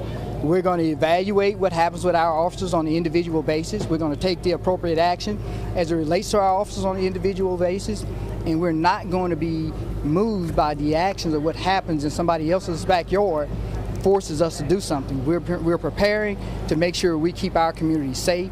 We're going to do that, and we're going to make sure that we treat everybody in our community with the same dignity and respect that I would expect someone to treat my wife, my daughter, my sons. That's how we police here in Mobile. Lastly, what are some major ways that you make sure that the police officers, new ones, are good people? I'm not sure that I can answer the question that you're asking for, because there's an interview process, and just because you interview someone doesn't tell you the best. Always gives you the best perspective of that person's character. So this is not something that you can answer in a time of crisis. You know, you're asking me to give you on-the-spot answers to a crisis, and we shouldn't be answering those type of questions in a crisis, because when you answer those kind of questions in a crisis, you put people in a mindset that they're going to do that tomorrow. That's not what we're going to do. We're going to follow the protocol that we've always followed, making sure that we do the very best we can to select the best quality officers that we possibly can here in the city of Mobile. Thank you so much, Chief. I really appreciate it. Sir, I have a question for you. All right, Byron Lenise. All right, Marilla, thanks. From Chief Lawrence Batiste.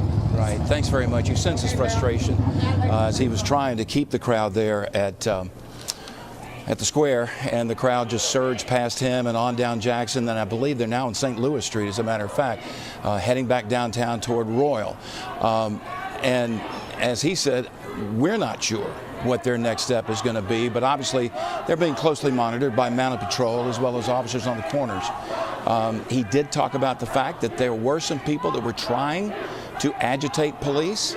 Not sure if some of those people were in the crowd that were marching today, were from Mobile, from the area, or maybe people from outside the area. But a very, very tense situation there for a few minutes as the officers on horseback tried to put their horses between the surging people walking down Jackson Street, but not really try to push them back. In fact, 2 or 3 of them just went with the flow. It was almost as if they were leading the group again. But then they pull their horses off to the side and allow the group to turn down St. Louis Street. So right now, I believe they're still heading down St. Louis, although it looks like St. Joseph Street from where I can see right now. But anyway, this protest, this march, is continuing through downtown Mobile. And again, there had been scheduled at Cathedral Square a candlelight vigil at 5 o'clock, and we're about 24 minutes away from that. So it's anybody's guess what this group is doing right now, but they are being closely monitored by MPD. I want to take it back out live now to our Michael Warwick, who has been walking with demonstrators. Michael, what can you tell us so far? Where do they appear to be headed from what you can see? Right now, Lenny, we are just now turning onto Water Street from St. Michael. We just saw a couple police officers. We're crossing the street now. We've been following this march. There's a police officer blocking that way down here. 2 here and then 3 up outside the convention center. It's getting a little unpredictable. That moment you saw between the mounted patrol officers and the demonstrators was easily the most intense moment of the protest so far. Again, it has remained peaceful. It's peaceful now, but there was that moment of disobeying Chief Batiste and those mounted patrol officers. So we're moving now. I don't know where this is headed. It looks like the lead is up there approaching the convention center, and now it's spilling out onto Water Street. Spilling out onto Water Street, so we'll see where this goes.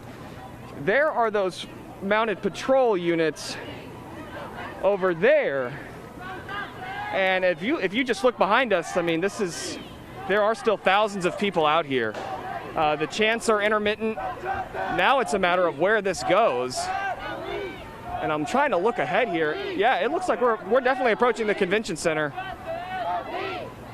But that's what we're doing. We're following along with people right now. Take a listen. I can't breathe. I can't breathe. I can't breathe. Some of the chants that we've been hearing for the past couple hours as this has spilled out onto the street. Look at that image behind us. Hey, Michael. I don't know if it's Byron in the studio. Listen, what is the mood now among the people that you're surrounded by there? I mean, it got a little dicey there at Jackson and Dauphin Street, but I mean, what is the mood now? I mean, and is there anyone organizing this, leading this? Just fill us in on that. Yeah. It's really hard to say, honestly. I think that really just is a testament to sort of the unpredictability of the situation now, because I don't know if there is somebody leading. We've kind of seen the same 3 or 4 people sort of show up. When we arrive at a park and there's a gathering in the middle of the park, there's always seemed to be the same 1 or 2 people who are in there leading the chants. And it was one of those individuals who was the one that was encouraging people to surge past police. Now that's it. I mean, I don't know if there is an organizational person here. As for the mood, Byron, and that's a really good question, because it sort of, it kind of varies. I'd like to get up there to the front to see what the mood is up here. But the mood in the middle of the march where we are is about the exact same as it was at 4 o'clock. A peaceful protest of chanting and just sort of following the lead. So we're trying to sort of fast walk up there to the front, so I'll give you an update as soon as we get up there. You're seeing these police officers follow along. Yeah. And I believe, Michael, that follows along. That's kind of what we're seeing, Byron. Yeah, I believe, thank you. I believe that follows along with what Chief Batiste was saying, is, just keep a presence, but allow these people to vent their anger, allow these people to vent their frustration, and eventually, at some point, maybe they will start to disperse on their own. But right now, they are covering Water Street, downtown Mobile, right in front of the Outlaw Convention Center. But again... Yeah, and that's just a block or so away, Byron, from Mardi Gras Park, where this started. Right. And it seems that they're just making a huge circle around the downtown Mobile area, just letting everyone know their frustration about what has been happening. Sure. But MPD showing a lot of restraint here. Of course, what we are aware of, there have been no confrontations between MPD or the people that are marching, and they want it to stay that way. And I get the sense that the people who are walking right now want it to stay that way as well. And Lenise, you're right. They may just be making their way back to Mardi Gras Park, where there's a lot more open space. And then possibly move over to Cathedral Square. I know that Morella is still at Cathedral Square. Morella, can you hear us? Is there anyone left there at the square? Hey, Byron, if we could just move the camera around. Yeah, there are people here, not as big as that crowd when everything first started around 3 o'clock today at Mardi Gras Park. Maybe a little bit less than the amount of people that were there at 3 o'clock today. But I think either you or Lenise said that the people gathering at Cathedral Square for the vigil at 5 would be social distancing. And I mean, it kind of seems like that's what's happening here. People are kind of trying to stay a little bit further apart from each other, but it's definitely not packed at Cathedral Square by any means, just 20 minutes or so before 5 o'clock.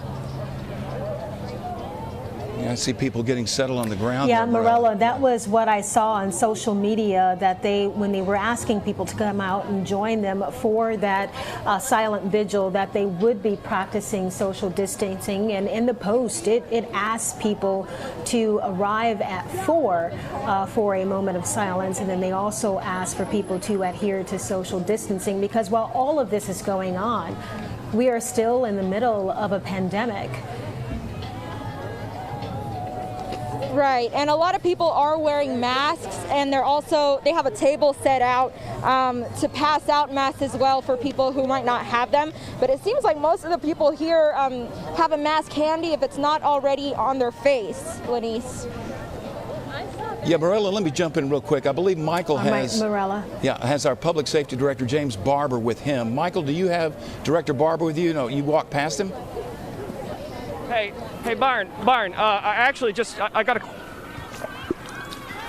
I did. I tried to talk to Barber, but he said he couldn't talk right now because he said they're trying to get up on the interstate up here. Yeah. So that's where we're moving to. We'll try to get with Barber in a minute. Oh, my gosh. But look up here. They just had 6 or 7 unmarked police cruisers that just fled down Water Street, came over here, and are now blocking the interstate. That's the concern. When I just spoke to Barber, I said, Mr. Barber, are you worried about them getting on the interstate? And he said, yes, we are.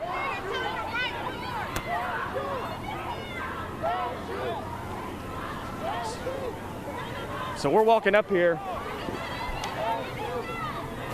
and this could be a little bit of a standoff here. We're moving up here right now. I'm counting 1, 2, 3, 4, 5, 9 police cruisers, and we're seeing some folks start to lay down. They're lying down. Yeah, I'm seeing somebody in the other lanes lying down. On the on-ramp to I-10 West. Yeah, I'm seeing people on the. Yeah, right here. Yeah, You're right, Byron. there. Yeah. Holy cow. Yeah, good eye. Oh. So now we're seeing this, and let's get up here to the actual standoff. That's our chief photographer, Randy Lowe, behind that camera, doing a tremendous job of capturing these images behind me as I walk up here. We've sort of followed this march the entire way, and I'm approaching. We got a couple people lying down with their hands behind their back. So Randy's coming up here. You guys are about to get a look at exactly what's going on here on the on-ramp. And now we can see that I-10 westbound. Right, and we're taking, for people who are watching at home, we're taking a camera shot now from one of our traffic cameras here, so you can see how those cruisers that Michael talked about are now blocking the on-ramp to, I believe, I-10, just coming down Water Street there. Yeah, that's I-10 westbound onto the interstate, and the crowd has massed there, and as Director Barber told Michael just seconds ago that he was afraid that the marchers were going to try and march up on the interstate. And so that's when the cruisers can fly Byron, in. I believe. Go ahead, Michael. If I can step in, Byron, I believe that was the plan. I believe that this crowd approached the on-ramp with the intention to get on I-10. Now we've got a couple of the, I want to say some of the organizers who we've seen at several points along here in the front that are now telling some of these folks to back up. Let's see if we can get a little bit closer. Right. We're hearing the chant, "No racist police." So Michael, at no time you heard anyone say. Let's take a listen here. Yeah. Let's take a live. I'm having a little bit of a hard time. Here's Chief Batiste. Chief Batiste is telling them to back up.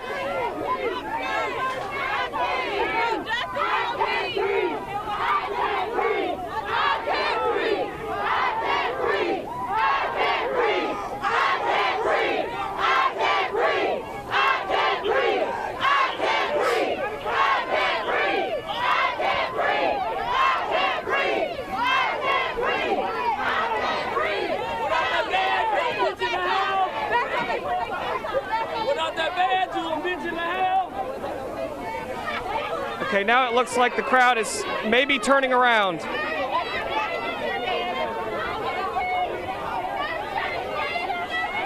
Okay, some of the MPD officers are now putting on, it looks like some type of gas mask and some helmets is what some of the MPD officers are putting on right now. Oh boy. I see people sitting down, yeah, Michael. Some gas masks and some helmets. Michael, you and Randall, be careful out there. Michael, I don't know how close you are to the people who are sitting down, but can we talk to them? Can you get reaction from the people who are sitting down, laying down? Absolutely. Absolutely. Yep. Sorry, partner. Randy, let's get a word from this woman. Hi, you guys. I want to get sort of the feeling that you're feeling right now. I feel like we are finally being heard. I feel like this is finally something. All this they're doing, it's not necessary. Nobody has.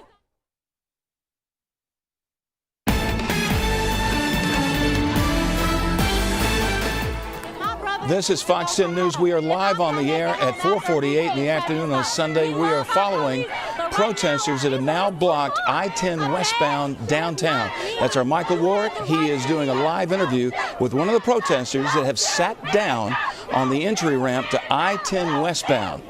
Let's listen in. Hold on. Yeah, Byron, we're live on the air right now. I want to get a look at the scene right now. We see some embraces and a lot of folks sitting down. What does this message of sitting down show? This message right here of sitting down, it makes one statement. We ain't gonna back down just because you got a badge, just because you feel like somebody's threatening. They're pulling out tear gas and who's doing anything? Do you feel the intensity growing a little bit? Definitely feel the intensity, and it's not a bad thing. All these people coming together, it's black people, it's white people, it's gay people, it's straight people, it's Asian Americans. Everybody's out here because our lives matter.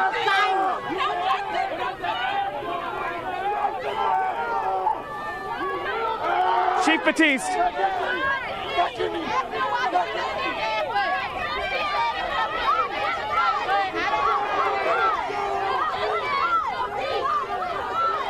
All right, you can see there the chief is trying to be heard, trying to be listened to by people in the crowd. You can see officers also gearing up, putting on their mask, indicating that they might have to disperse the crowd with tear gas. But all of this started at around 3 o'clock in Mardi Gras Park. It made a circle around the perimeter of downtown, and now what you're seeing are protesters who have gathered at the on-ramp I-10 westbound there from Water Street, and they are sitting. And they are sitting because they say they want to be heard. Now, this all was sparked by the death of George Floyd, who was killed during a struggle with police. As we have been reporting on the officer involved, one of them has been arrested and charged. But people say that that is not enough. This protest started, as Lenise said, at 3 o'clock at Mardi Gras Park. They made a loop around the city, then they came back to Mardi Gras Park, and then they were heading over to Cathedral Square for a silent vigil that was going to start at 5 o'clock, about 10 minutes from now. Then suddenly, a surge of people from that group started heading across Dolphin Street, down Jackson Street. Even the chief of police, Lawrence Batiste, standing in the middle of the street, trying to force them back into Cathedral Square. Mounted Patrol also was there as well. They did not try to force the crowd back, use their horses to force the crowd back. The crowd just surged around the mounted police down Jackson, up St. Louis Street, down St. Michael, and then on to Water Street, and suddenly they started heading for the I-10 westbound on-ramp off Water Street there. And this is the scene that we have now.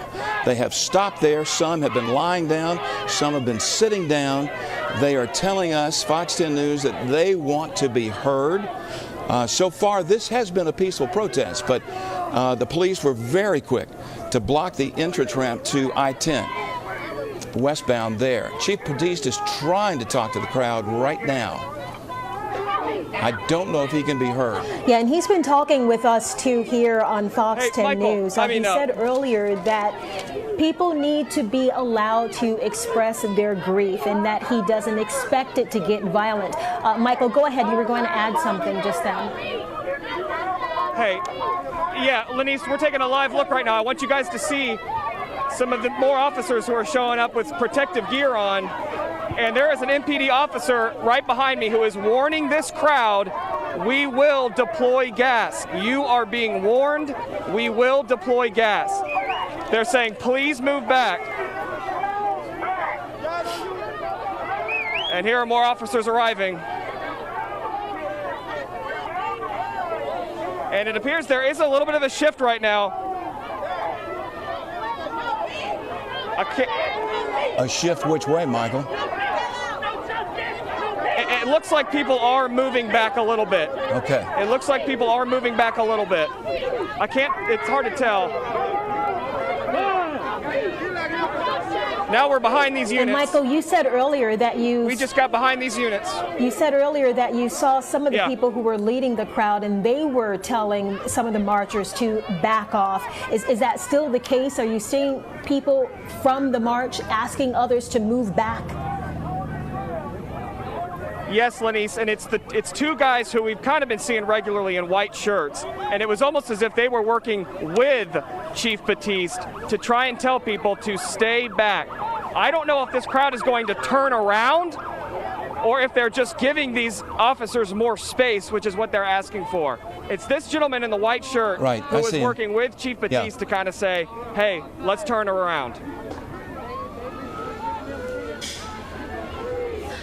I saw him talking with Chief Batiste. They were intensely talking.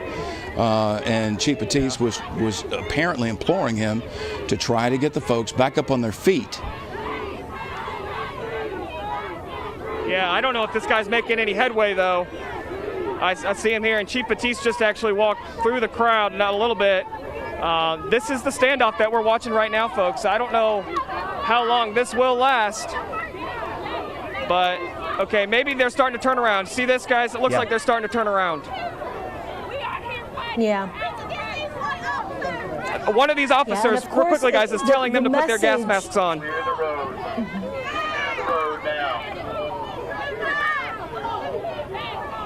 Yep, they're putting their gas masks on, every single one of them. Now, they've been warned. There was an officer in this vehicle. I don't know if all these people could hear him, though, who was saying, this is a warning. But they are starting to move. They're starting to move back. Yep. I hear one guy saying, you don't have to do this. In the 2 hours that we have been expletive. covering this is the second time that we've seen the scene take a different turn. Michael was just saying this is the second time now in 2 hours that we've been covering this where the situation has gotten pretty intense. Michael, keep describing what you're seeing, please. Yeah, for those. Sure, absolutely. It's Chief Batiste pleading with these folks. There have been people who have backed off a little bit, and even some further down the street who have turned around. They have turned around and began walking down off the on-ramp. But it's a plea. It's a plea right now from police to some of these organizers to get these folks to turn around. You have some folks who aren't budging. See this woman, she's scrolling through her phone. I don't know if she has any intention to move, but we'll see.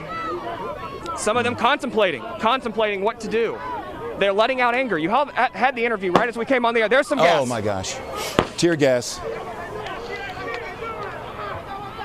Look at the crowd scatter, Randy. We got to back up, Randy. Back up. Ow. Watch the oncoming traffic. Ooh. Turn around. Turn around. I'm all right. I just had to cough a little bit. I got to...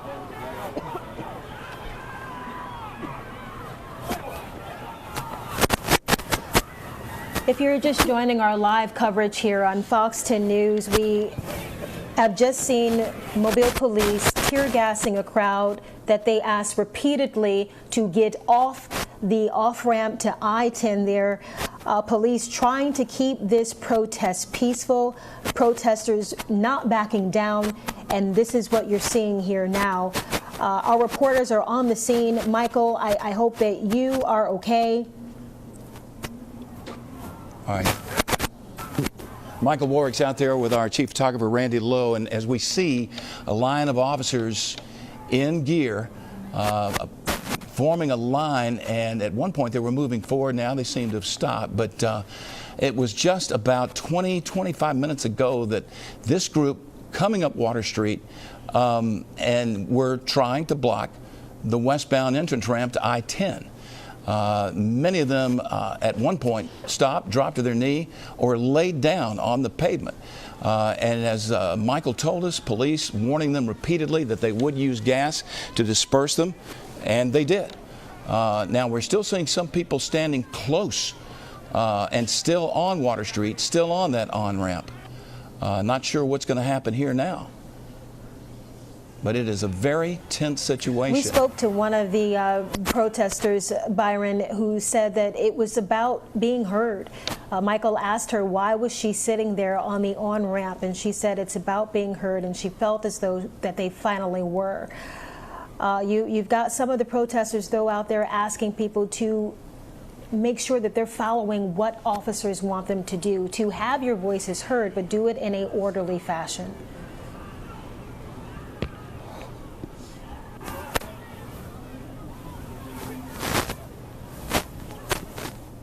There was just an amazing picture that Randy Lowe had for us just a few seconds ago of a lady in dreadlocks on her cell phone and seemingly just contemplating what she was going to do next and standing there as the tear gas went off around her.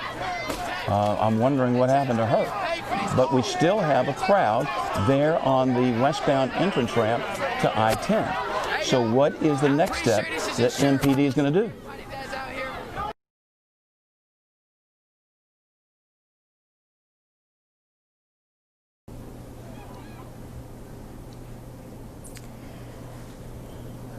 We're doing our best to monitor the language here as we work to cover this story as it unfolds. Looking at that police cruiser, it looks like one of the window there had been broken out.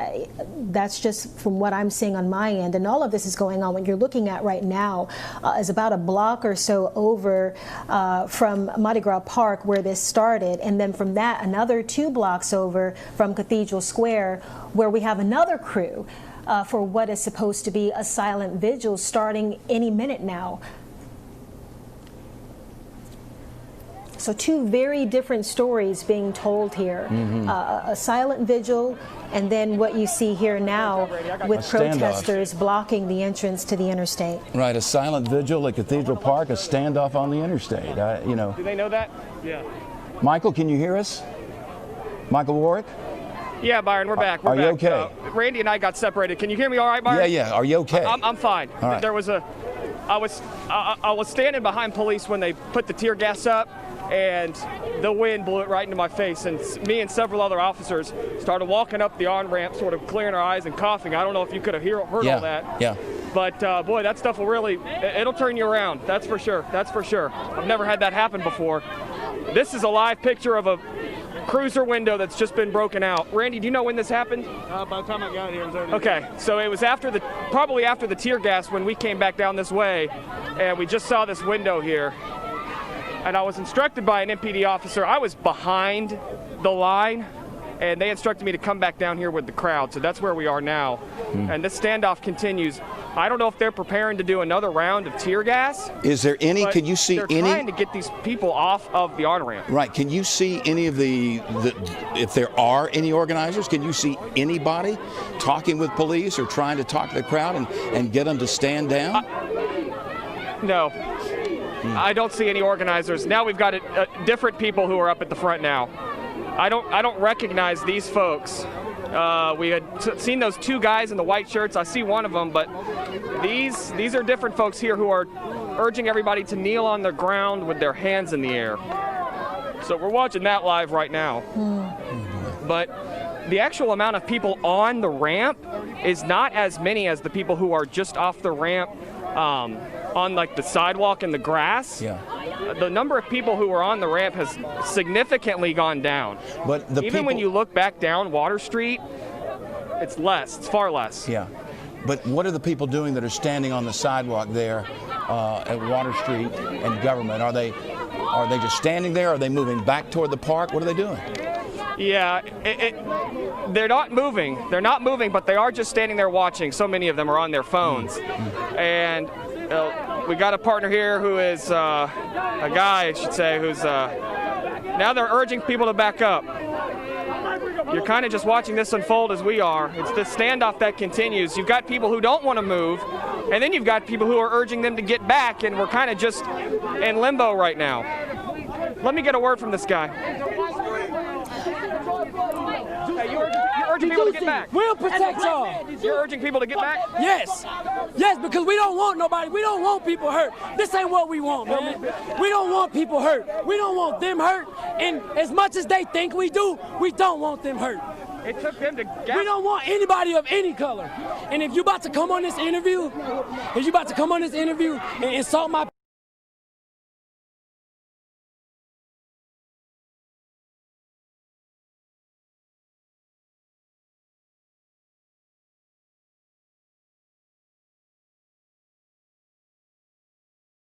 and we hope that this can be resolved without any further action being taken by the police. Michael, go ahead.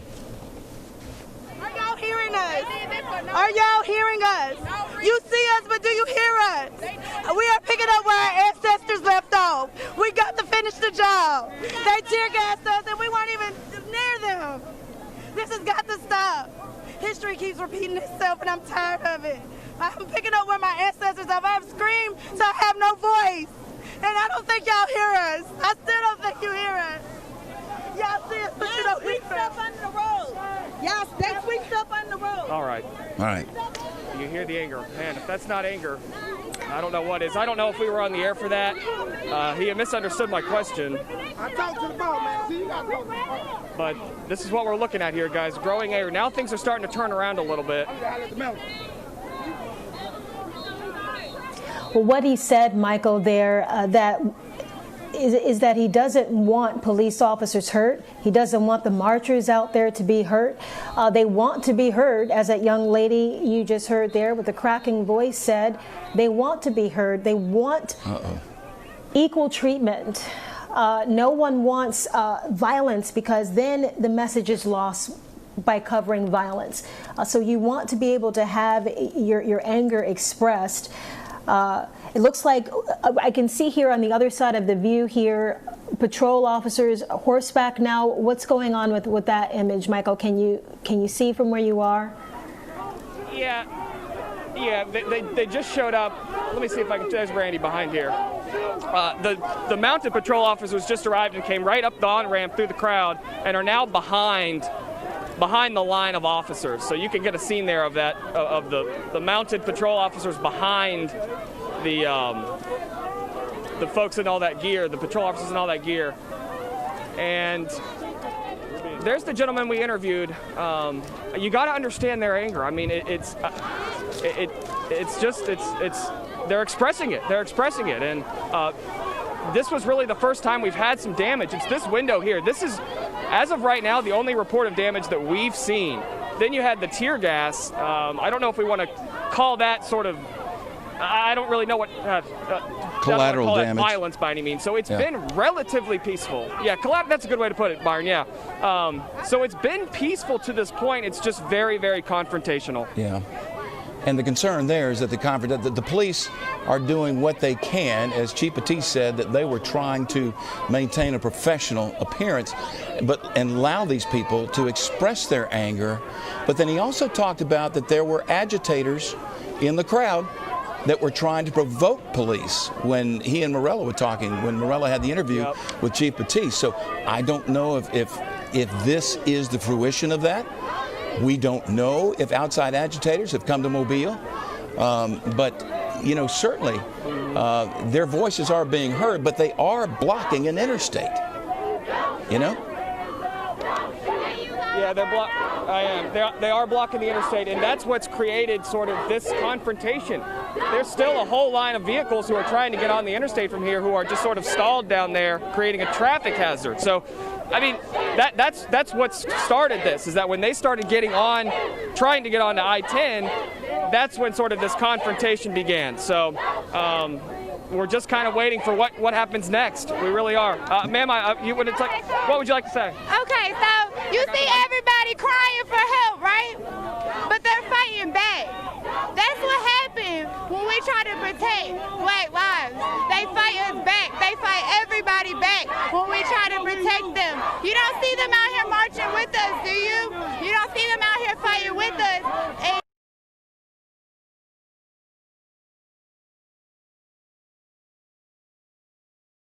They really care. Why aren't they fighting with us? And they're fighting against us when we're crying for help.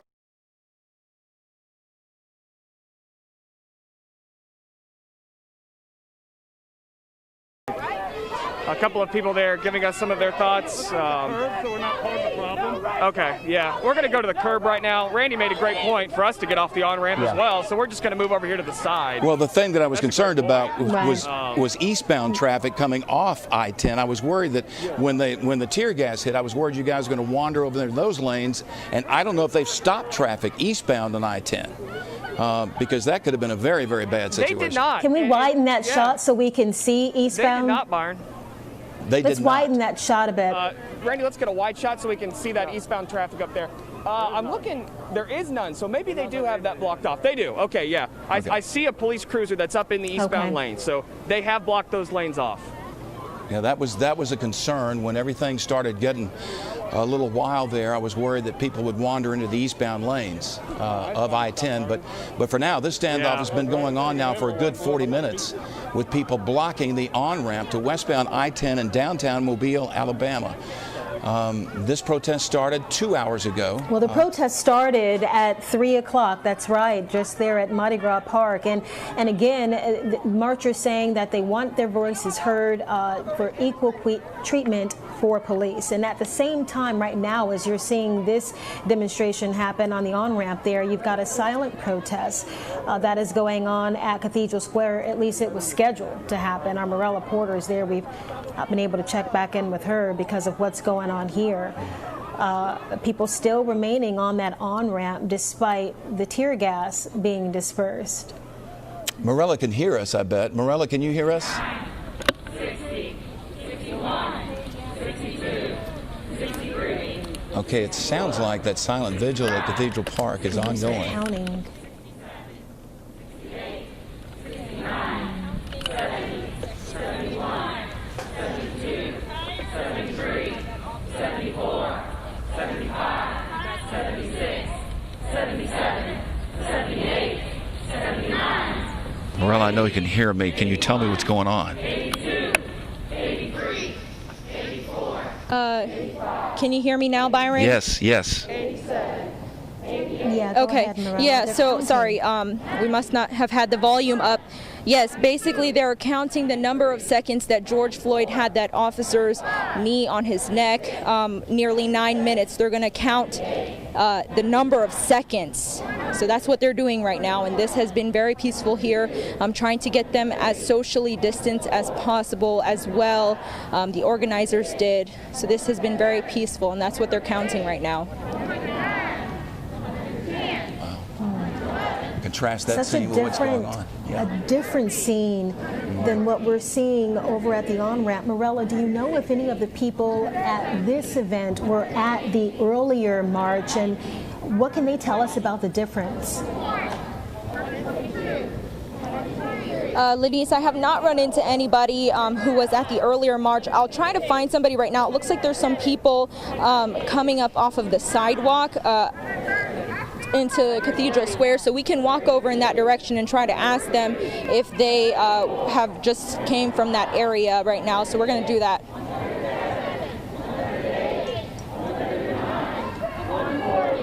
141, 142, 143, 144, 145. Hey there. My name is Morella. I'm with Fox 10. Okay. We're just going to walk around until we can try to find a couple of people. That's fine. Public Hey Safety there, Director. my name's Morella. I'm with Fox 10.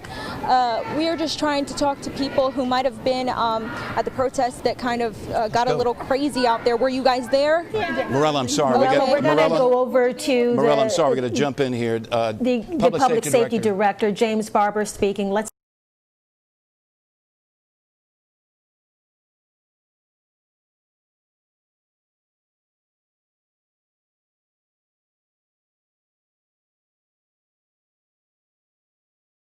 Right. Telling people to move isn't going to do that. I'm asking you to move. Telling people to I have a legit question.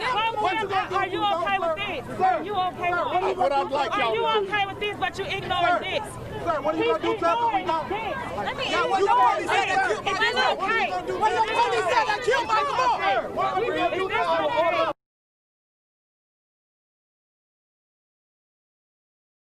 Asking these questions. They got every right. Let's have the protest. So tell us the right way. What's the right way? Because when we did this, it wasn't the right way. When we did this, it wasn't the right way. So what do we do? Excuse me, do you believe that the police policies and procedures are systematically biased against? There's a video of this guy choking. I think that we have bad policy. But no, we're not talking about, is this something else? This is Mobile Public Safety Director James Barber, obviously in a confrontation with some of the demonstrators there on the interstate. How do we do that? How do we do that? Trying to have some conversation An with him. officer who choked someone on camera who was released back onto the streets. What did he go through some extra training? Did you guys provide training for him? Yeah, I think if you watch that one, it's a lot different than what you're saying. Yeah, I really didn't see it, but it had to be problematic for him to be even put off the force for 2 weeks. But you explain what happened. Here's what I'd like y'all to help me with. If we can get everybody pushed back over to the square so I can send these guys home. It's just I'd like. a quick 30 seconds. I ain't gonna ask. That was a tough question.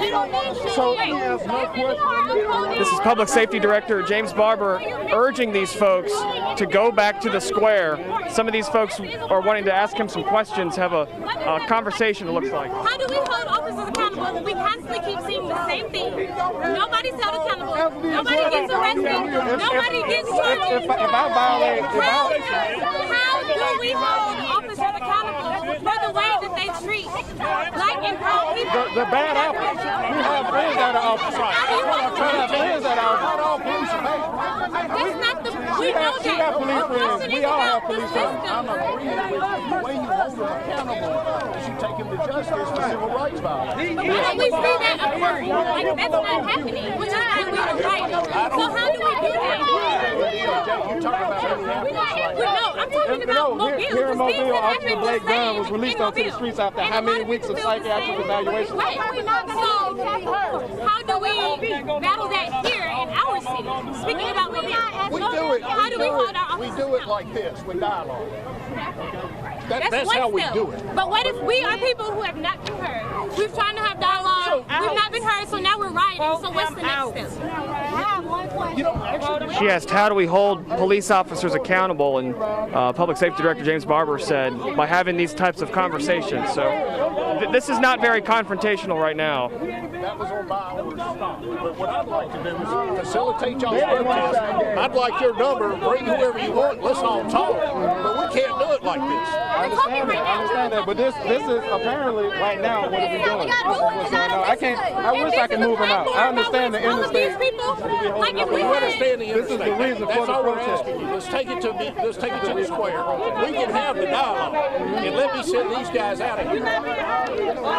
That's Barber asking for their phone numbers so that they can have this conversation another time. Again, urging them to get off of the interstate.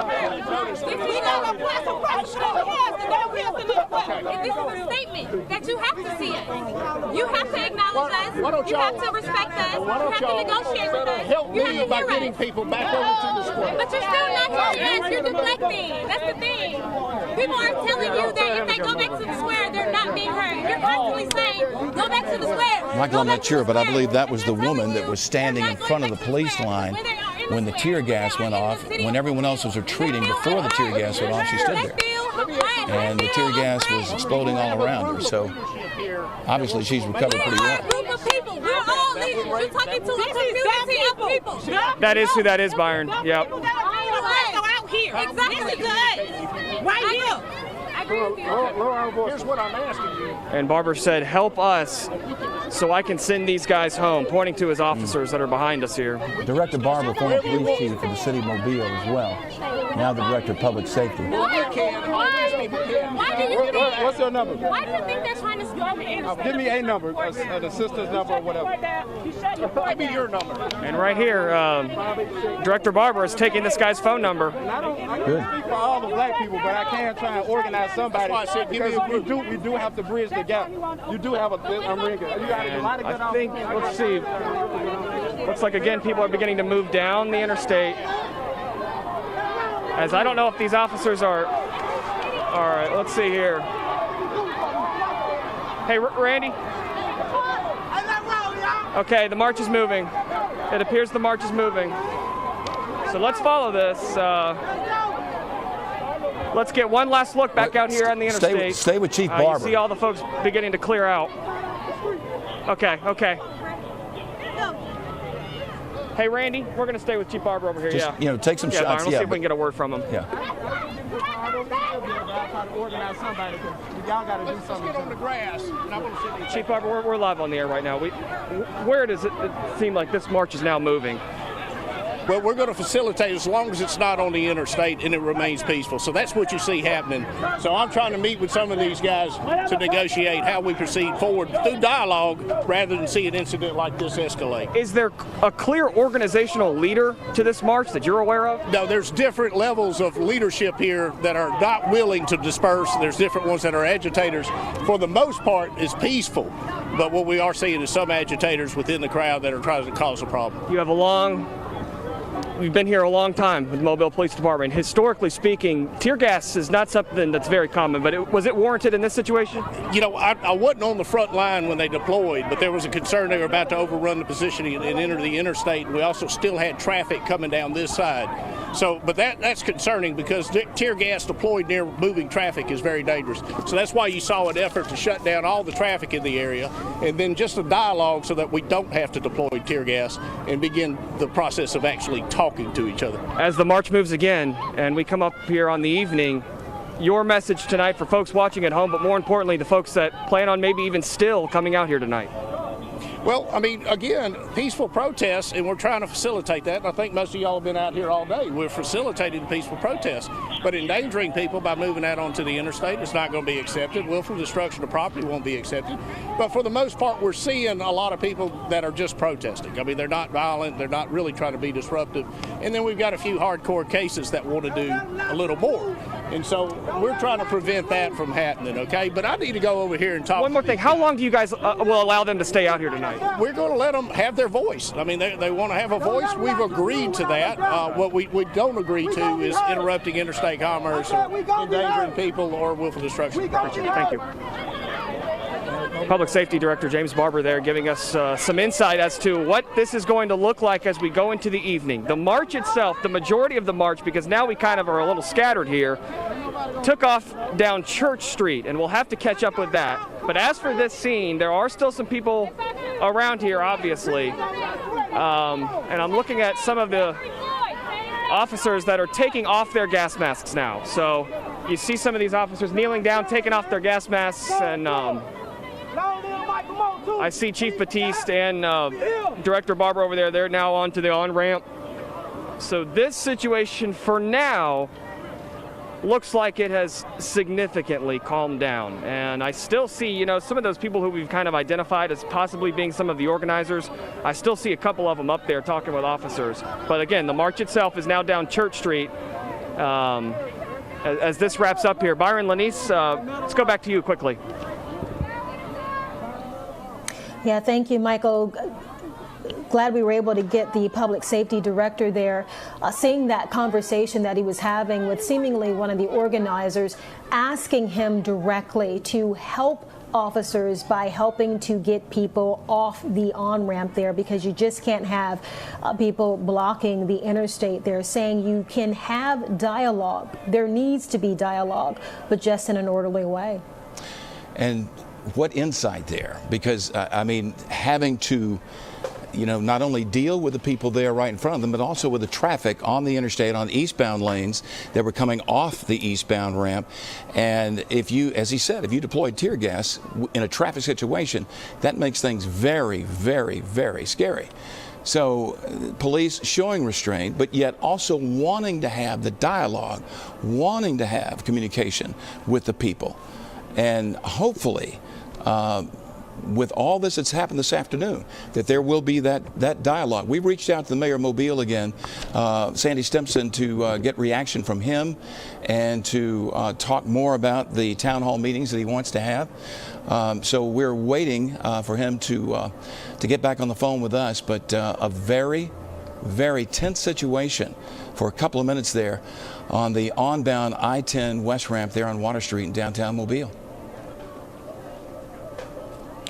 And Director Barber there is saying that for the most part, they have been facilitating a peaceful protest. He said it's not been violent for the most part. You just have a couple of agitators that have had to be redirected, you know, using that tear gas there. And then also just talking directly to the protesters and asking, you know, how can we better have this conversation? You know, so it'll be interesting to see where this goes as the director talks to that gentleman who was asking to be heard. What are they going to talk about? How do they progress? Taking another look now here, Byron, I'm told we are back at the silent vigil. Now you're seeing people hugging. That's a great picture right there. Yeah. The silent vigil. And this was in honor, or in memory, I should say, for Breonna Taylor, Ahmaud Arbery, and George Floyd. People were asked to come to Cathedral Square. They counted in seconds, Byron, the number of minutes that the officer had his knee on George Floyd's neck. Morella telling us earlier that people were social distancing there. wearing masks, and it was just such a stark difference from what we were seeing on the on-ramp. Right.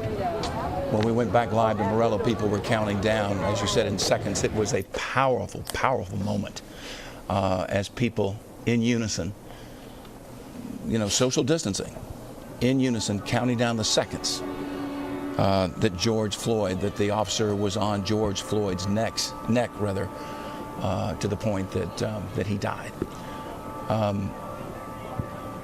We're still looking at the westbound on-ramp to I-10 in downtown Mobile. The crowd that was there in the hundreds has dispersed for the most part. We still see a few stragglers on the side there. But for the most part, what we understand is they've moved back to Mardi Gras Park. And Director Barber saying that he definitely wanted to hear what they had to say, but they had to move back off the interstate because obviously it is unlawful to block an interstate. But the fact that he wants to talk and he wants to have dialogue and the mayor wants to have dialogue is a starting point for everyone to be heard, both sides. I got a friend down here in one of these riot gears. Nice. But again, as Chief Barber pointed out, there were agitators that have been in this crowd, even though this has been a peaceful protest up to about 45 minutes ago. And he said that there were agitators in the crowd, and you could clearly see on the interstate people confronting police almost up in their faces. And suddenly, as Director Barber said, they were concerned their position was going to be overrun, that people were actually going to be able to get up and onto the interstate. Yeah. So they had to take that action with the tear gas. Yeah. And just hearing from Morella, Byron, the vigil there at Cathedral Square has ended. She said people there are now dispersing. So that lasted for about 30 minutes or so. But as we go back to Michael Warwick's shot here, we can see people are still out, still standing by. See a woman here who's talking. Yeah. Let's listen in. Can we hear what she's saying?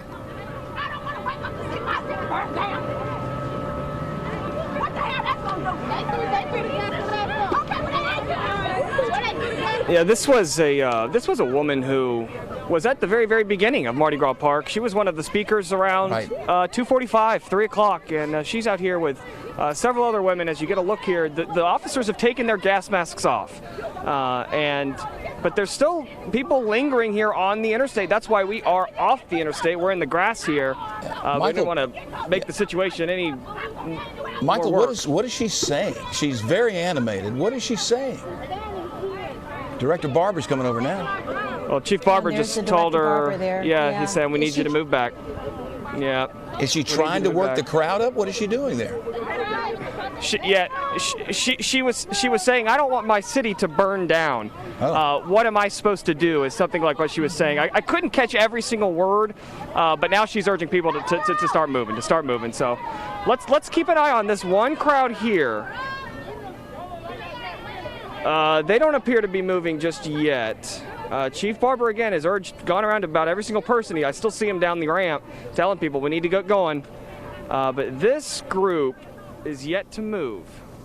A close-up, a like here at just exactly what's back here on the on-ramp. You've got 4 officers on horseback. I count about a dozen of the officers, more than that, maybe 2 dozen. The officers with their helmets on. And then the cruisers that raced up the ramp to block this crowd off where they sort of surged up the ramp. But we're kind of waiting to see what's going on with this crowd here. So, okay, maybe they're moving. Yeah. They huddle up for a moment, Michael, and then Do you guys know, Barton and ladies? Yeah, Michael, looks like the woman in the green shirt there. It looks like she was trying to get them to back down. Do y'all know where the march went to? Was Morella? They went into the Mardi Gras? Yeah, the Mardi Gras Park. Okay. So I just got word, guys, that it appears the march has gone back to Mardi Gras Park. So when this clears out, we'll go back over there and see what that's like. Okay. But man, it's nice to get this thing quieted down here, at least on the interstate for now. And to see the tear gas mask come off, I mean, that gives you an indication from police that it is back under somewhat control. We heard from the chief earlier today saying that in his department, He wants everyone to be treated with dignity and respect. He said, quote, "That's how we police in Mobile." While, yes, it is important to voice your frustrations, he said, what happened with George Floyd happened in another city, and he said that Mobile police officers, this is a quote from the chief, he said Mobile police officers are held accountable for their actions. And you heard the director Barber there telling a gentleman earlier that if you have a complaint, let me know about it, and asking for his phone number so they could continue dialogue.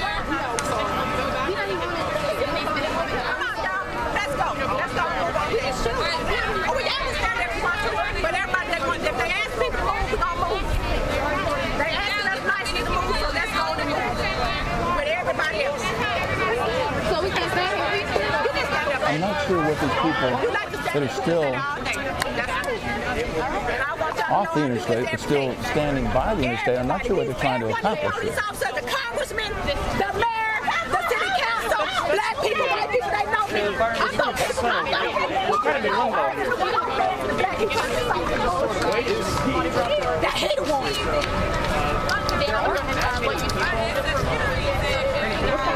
The people that are behind us here, I mean, they are off the interstate. There's only a handful or so. There's a handful that are still on the on-ramp, and then there's a handful or so that are just kind of sitting here watching. It looks like things are starting to move downwards.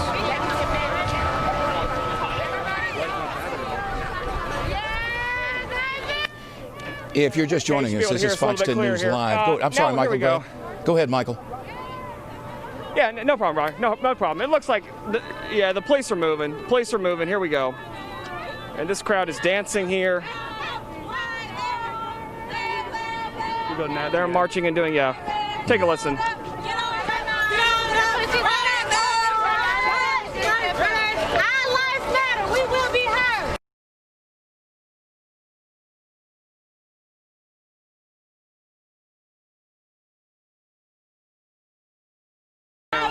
Until they're back completely off of the interstate.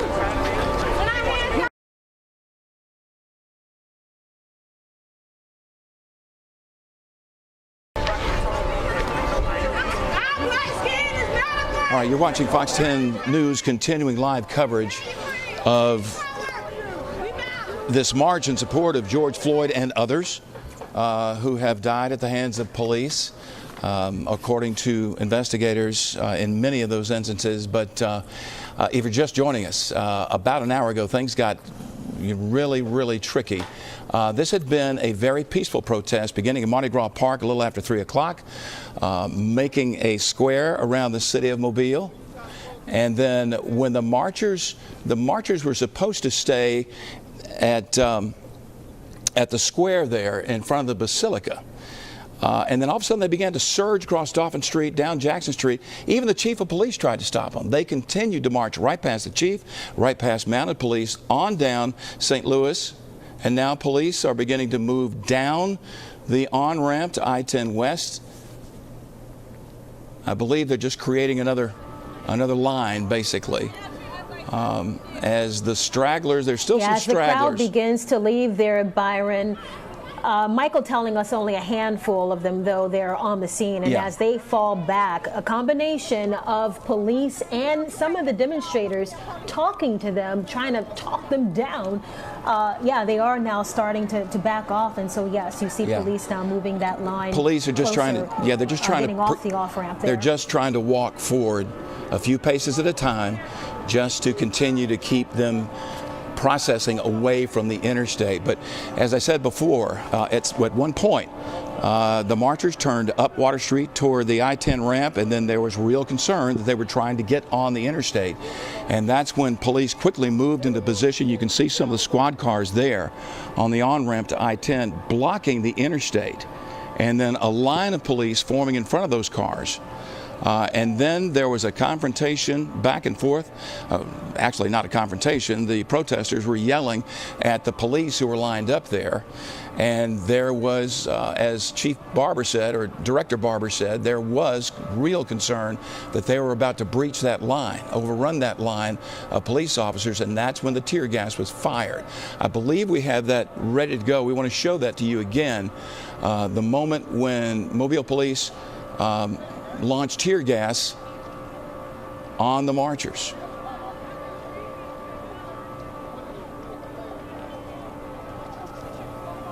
What was that, Byron? I apologize. Did you ask me something? Yeah, I'm and sorry, as I we was caught up watch with something that here. video there, Byron, you can see there was one woman there who still stood firm.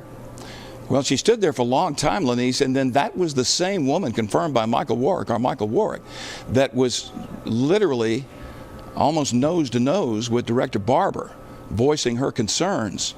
And Director Barber was trying to say, hey, look, if you guys will back up, we'll talk about this. So this was a scene just about an hour ago on the I-10 on-ramp off Water Street in downtown Mobile. As the marchers became extremely confrontational with police. And police were forced to use tear gas. And the chief was out there encouraging them to back down, and they did not. So they had to get out that tear gas. And at one point, we saw a police cruiser window. The passenger side had been broken out. We don't know how that happened, but it was seemingly after that the disbursement of that tear gas came. So what you have now is a much different situation. Yeah. The crowd no longer in large numbers blocking the interstate. Well, there appears to be no one on the interstate now, Lenise. I mean, the shot that I'm looking at right now looks like from our tower cam atop the RSA. But there were a few stragglers, and that's why the police line moved forward about 10 yards just to let them know that, you know, this is it. We're not going any farther. But Director Barber trying to get everybody back over to Mardi Gras Park, much broader area, much bigger area, and hopefully letting some tempers cool off a little bit so there can be some dialogue. I understand the mayor was attending the silent protest at Cathedral Square.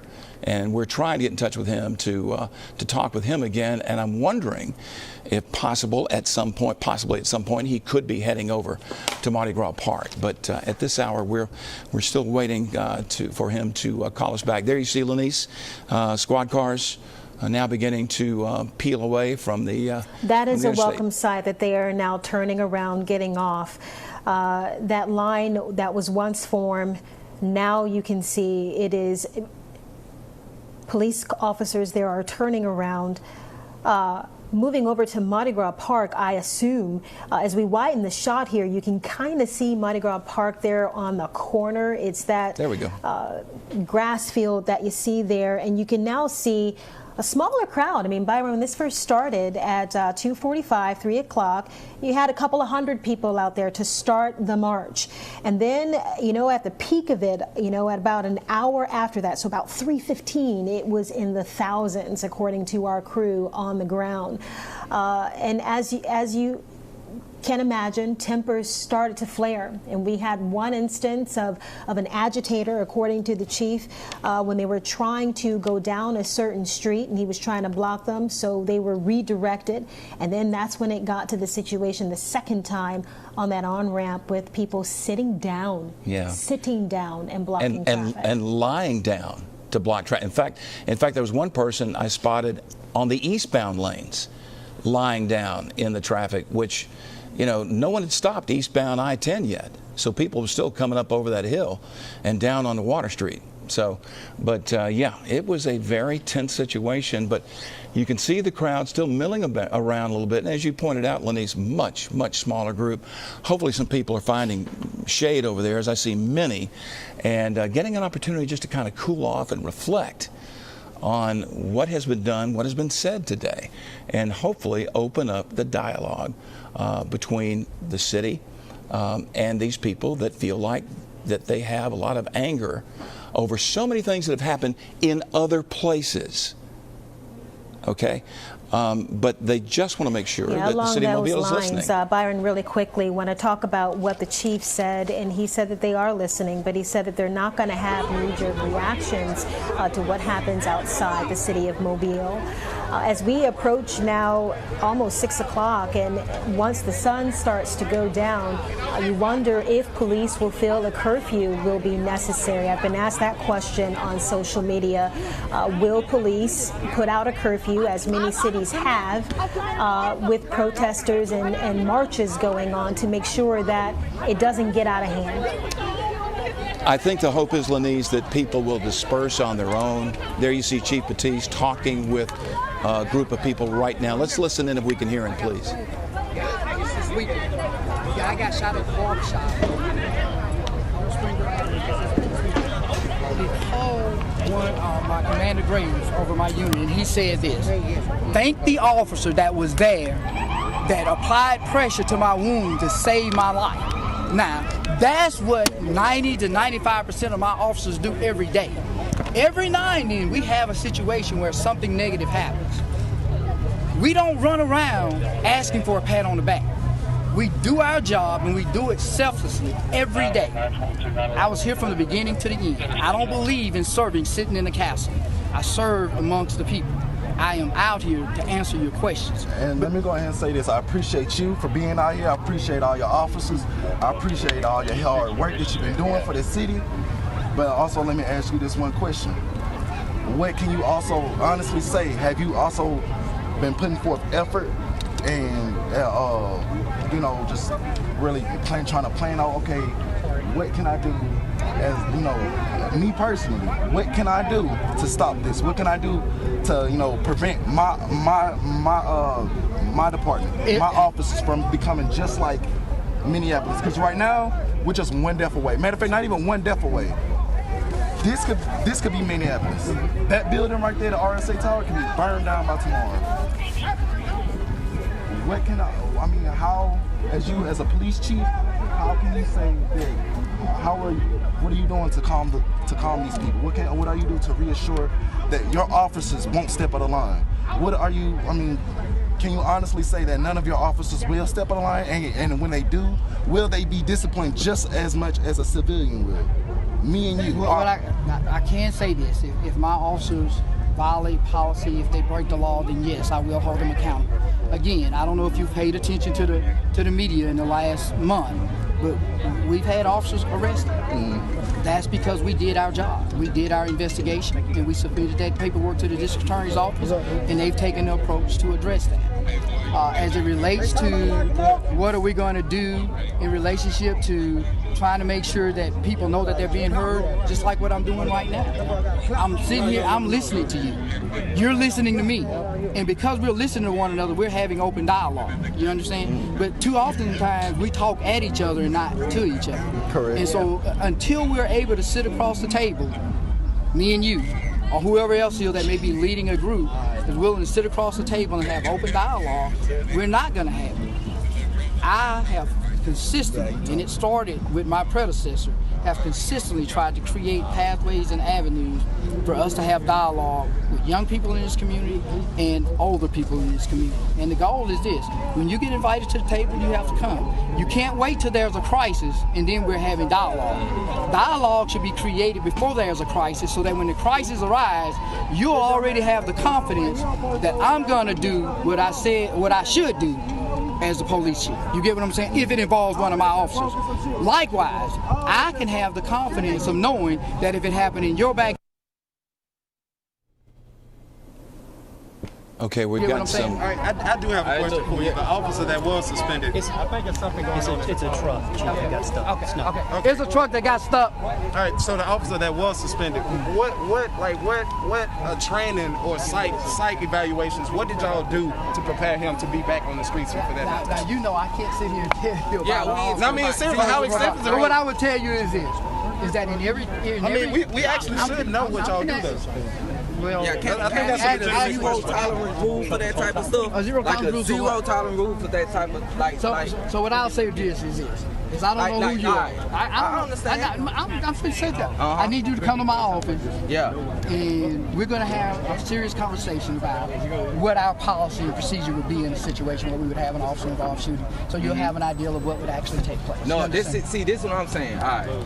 officer used excessive force. We are still listening in on the conversation that Chief Batiste is having with a citizen who was part of this march today, but unfortunately our close-up picture froze, so we're taking a little longer view, but I believe he's in that group that you see right there to the left of the Mardi Gras statue, talking with people. And what he was saying just a few minutes ago, he said, this is good, having this conversation, just you and me talking. And just seconds ago, he said, I want you to, there we go, I just want you to come to my office and we're going to talk some more. There we go. So let's get listen back to in now.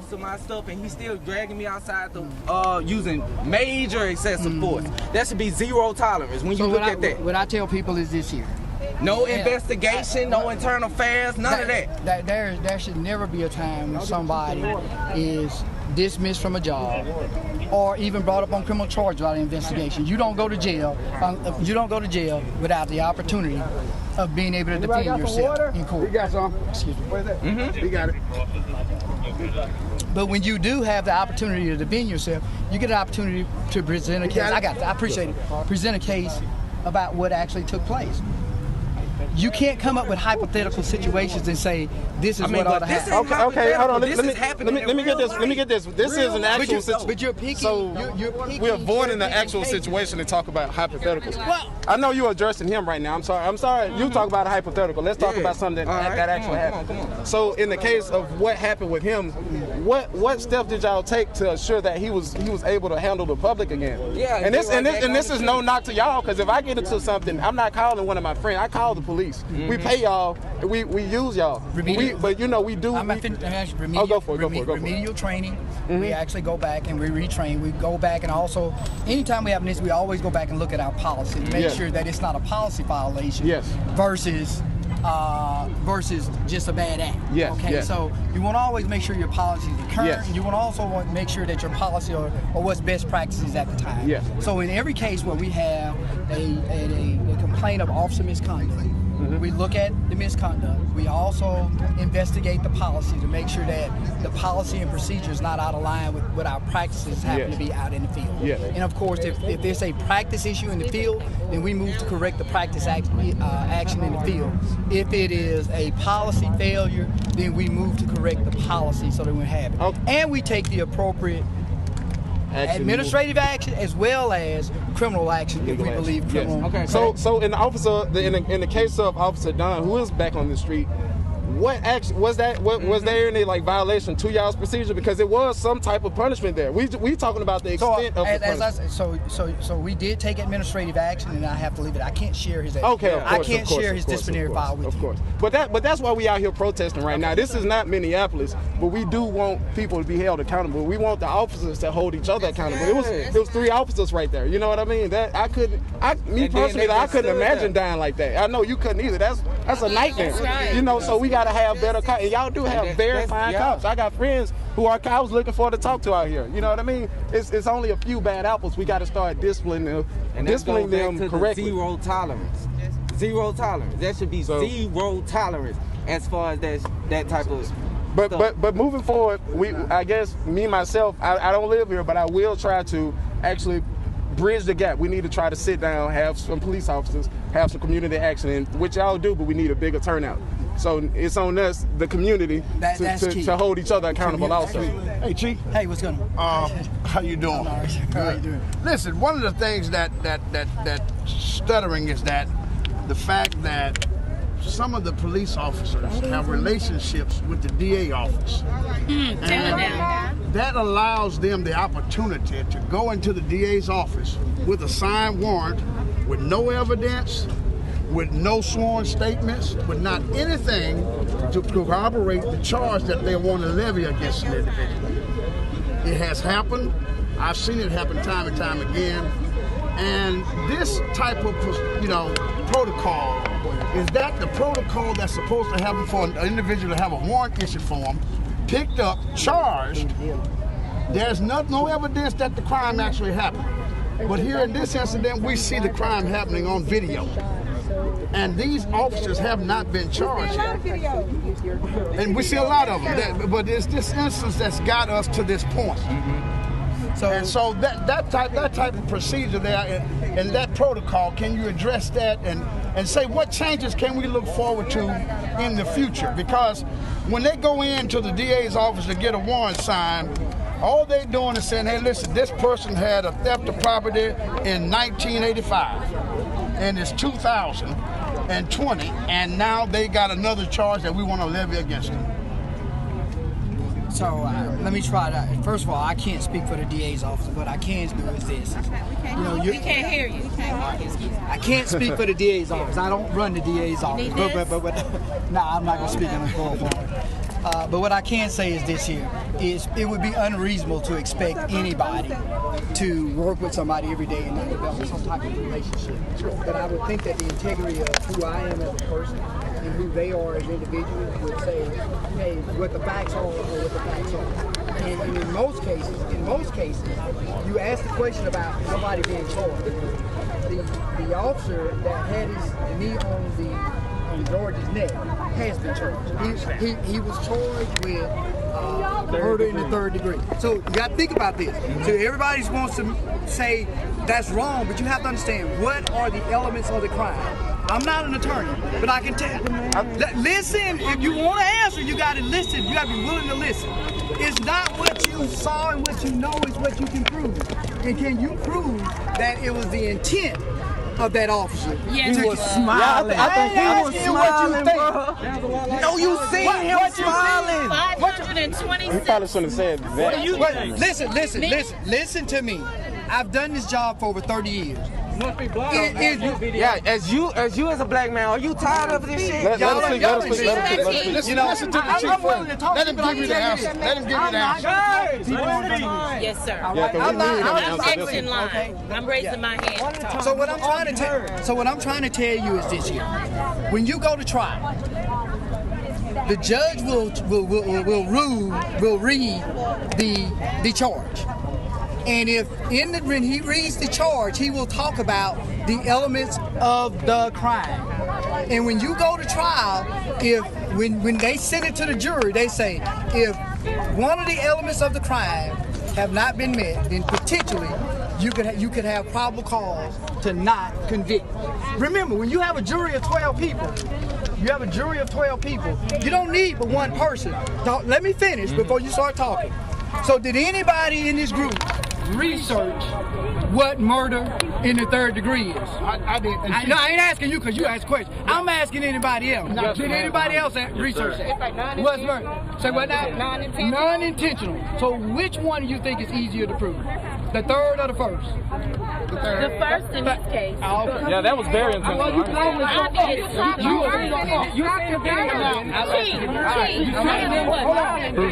Let him finish answering my question. To my point, Chief. Now here's the issue. We've got the arrest warrant signed. We've got the individual arrested. We've got a bond made.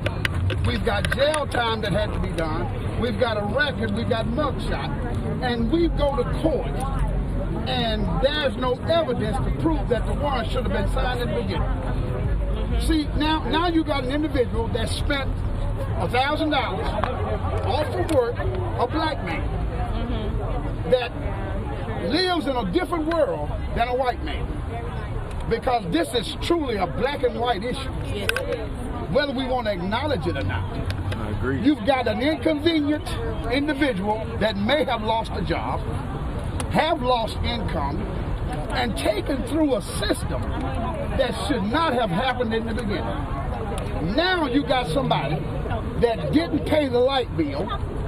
They've got to resort to something else in order to try to make that happen, to rectify something that should not have been imputed upon them. My question again is, how do we police that process to make sure that process is fair for everyone? Because when you go to Metro, and I go in there, you know who I am behind this mask. When you go to Metro, 90% of the people that I'm talking to look like me. Amen. Don't tell me that there's only 10% of white people that do crime, or accused of a crime and had to be arrested until they proved that they were innocent. So this is my concern, Chief, and it starts with the police department. Why? Because the police has to make the arrest.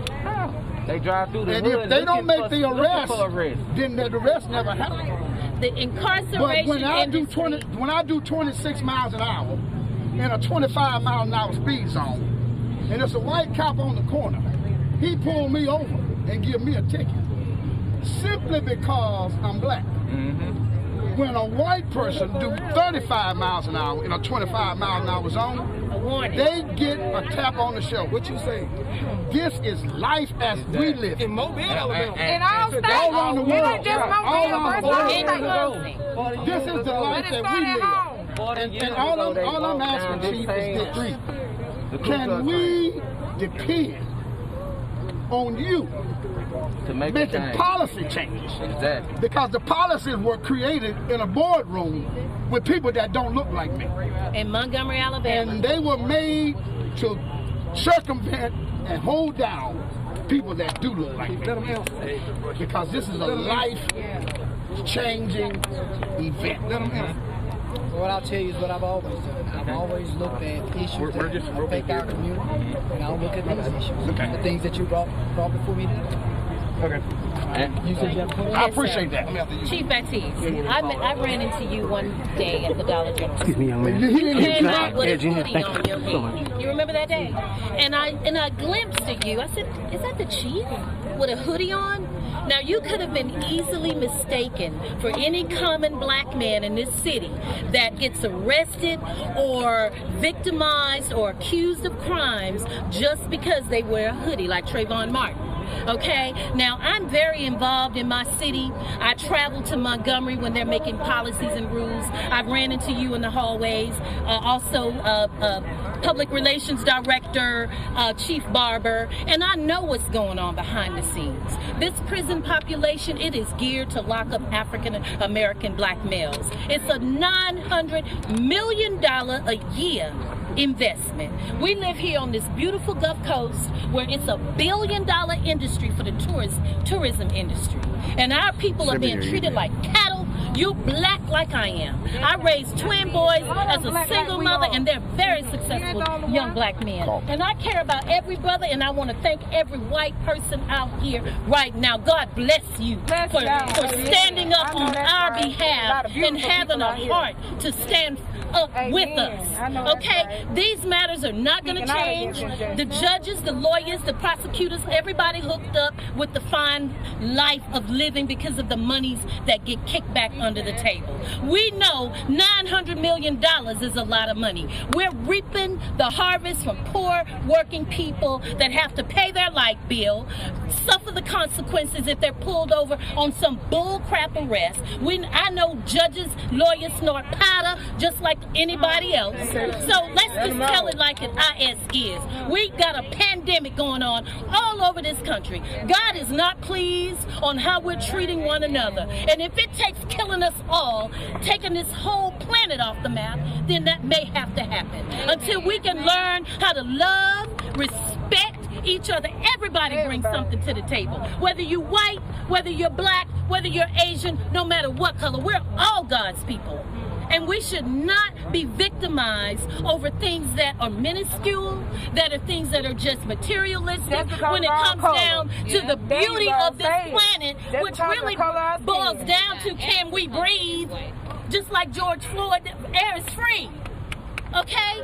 So if the birds aren't chirping, if the bees aren't flying, if the flowers aren't blooming, we don't matter to it's nothing. Nothing is worth it. The yachts, the big fine homes, all of that is nothing if we can't live on a planet where we can breathe fresh air. God is not pleased. We are black people. We are beautiful people. We help build this nation, build this country. Our blood, sweat, and tears. I visit plantations. I go over right here in Malvis.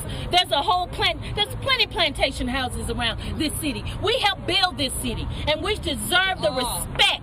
We deserve the respect and the appreciation for our ancestors. And we've just been listening there to what what appears to be an impromptu town hall. Yeah, Chief Lawrence Batiste there talking directly to demonstrators about their frustrations. The young woman that you were talking about there, just to look at numbers, talking about the disparities in incarceration, and according to the NAACP, African Americans make up 34% of the correctional population. And she was talking about how do you fix that, saying that it's a collaborative effort, and the chief, as you saw there, listening.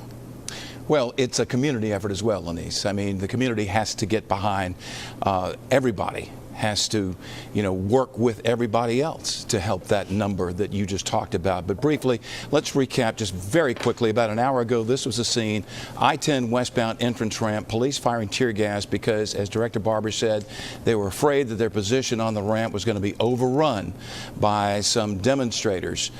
So they did fire tear gas canisters to disperse the crowd.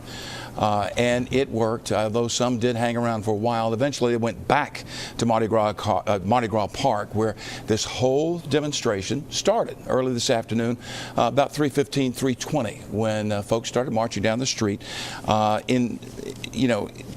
just to honor the memory of George Floyd and others who have died recently. So we have gotten to this point where now we actually had, as you said, a town hall meeting in the middle of Mardi Gras Park. So an extraordinary picture there of Chief Batiste talking individually with those people about their concerns. Yeah, and that's all it comes down to, is just having that dialogue and continuing that conversation. Look, Byron, as we wrap up here on Fox 10 News, want to let people know at home that they can continue to watch our coverage on our social media platforms. We'll be continuing this coverage on Fox 10 News, our Facebook page. We'll also be back here at Fox 10 News at 9 for more on this live coverage.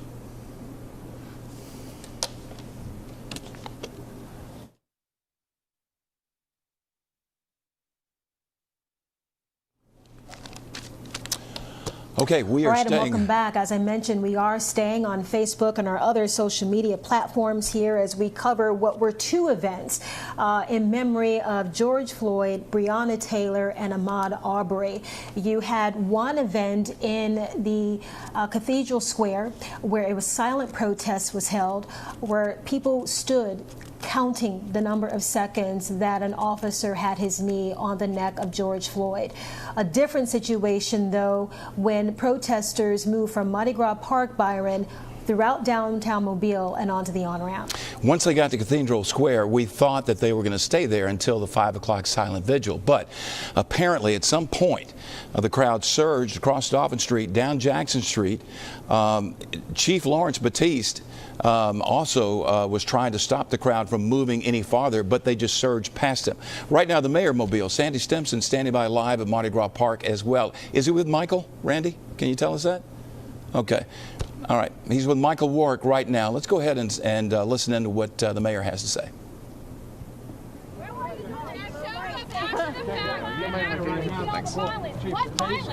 What about supporting black people? What about supporting the black people? What's about supporting this?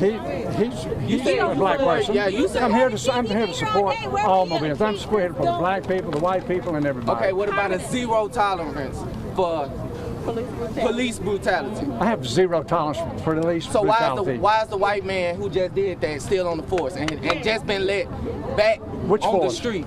The Mobile Police Department. Which one? What you mean? Hey, Mayor Stimson, how you doing? I'm fine. You know who I am? I do. He's talking about the officer that was on video that was choking out a man. Hold on, let me talk, baby. That was on the video, aggressively choking, manhandling the officer that said the man spit in his face. Today? No, sir. That's been what, a couple of months ago.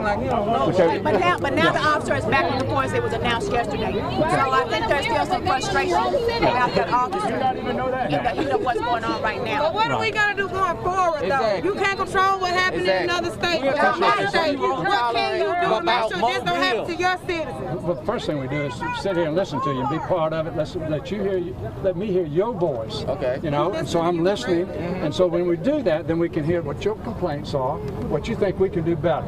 Because part of it has to do with how we hire people. Don't you agree with that? You've got to hire psychological checks on your officers. They do go through that in police academy. You have got to hire people who qualify. Then you've got to put them through the training.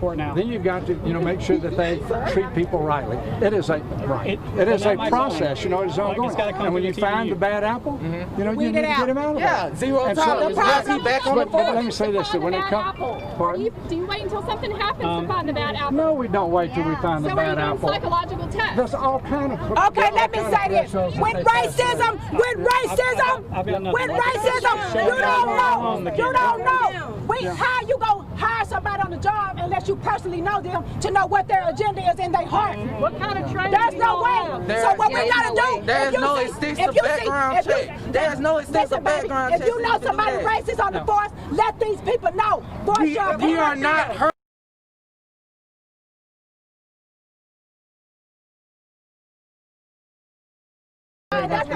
What you said, appreciate that. No, seriously, I'm very Back to serious. the zero tolerance. Can you give me an answer to that? Why is he back on the streets? I can't give you an answer because I don't know exactly what happened. You don't know, but you the mayor of the. Yeah, but I do not know everything that goes on in the city. You don't know everything. No, I don't. He cannot control But you the mayor. But it doesn't matter. There's nobody. So what are you gonna do today and going forward? Please let him answer my question. I've told you that we will engage. We will engage with you. We'll engage with those that want to have a conversation like we're having now. Probably not with 100 people, everybody with a camera, but you got to have a dialogue, and we've got to listen. And we've been listening, all right. And we've done a better job. There are things that I don't know, but there are things that you don't know too. And so there are things that we do to discipline policemen that you have no clue about. But whenever we find we've got a bad apple, we are doing this. I can assure you. Okay, what this? And so, but it may not. But there's a lot of discipline. There's a lot of discipline that goes on that I may not know about. Okay. But when it gets to a certain. Yeah, why don't you know about it? You are the mayor of Mobile. Why don't you know about everything that goes on in this city? Tell me that. I don't know how to answer that other than why you don't? No mayor. I voted for you. I voted for you. I put my vote in you. But you don't know everything that happened in Mobile. You don't know everything that goes on in Mobile. Yeah, come on. Yeah. There's no mayor that knows everything going on in the city. And if you think it is, then I suggest you run for mayor, and then you can find out everything going on. I'm serious. Okay, what can you do so you can know everything? I can't. It's impossible for anybody to know everything. If you think that's going to happen, you have an unrealistic. I don't believe nothing is impossible. I feel like I suggest that you can run for office. Oh yeah. Tell them like you told me why you showed up after the protest. Exactly. Okay, because when I was monitoring. But in Tomerville, at Garber's Park, you threw the biggest rally ever. Violence, they were concerned about violence. There was no violence on the floor.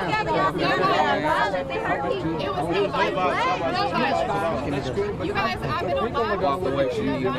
See how our They've been looking for you and they haven't been able to find you. You found it now, right?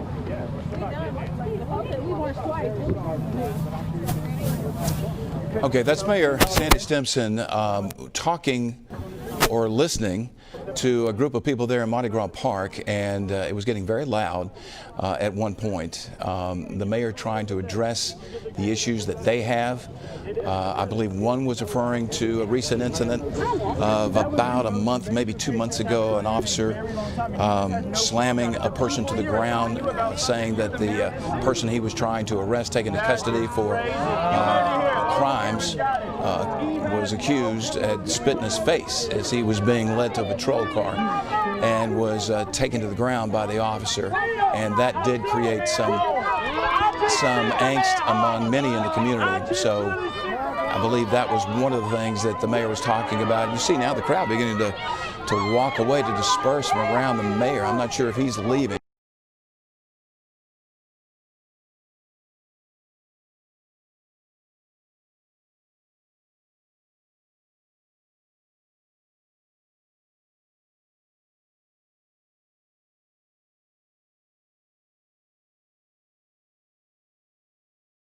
He did meet with people to come to his office to meet with him personally, and he definitely wants to do these town hall meetings. So we're going to see what's going to happen from this point forward.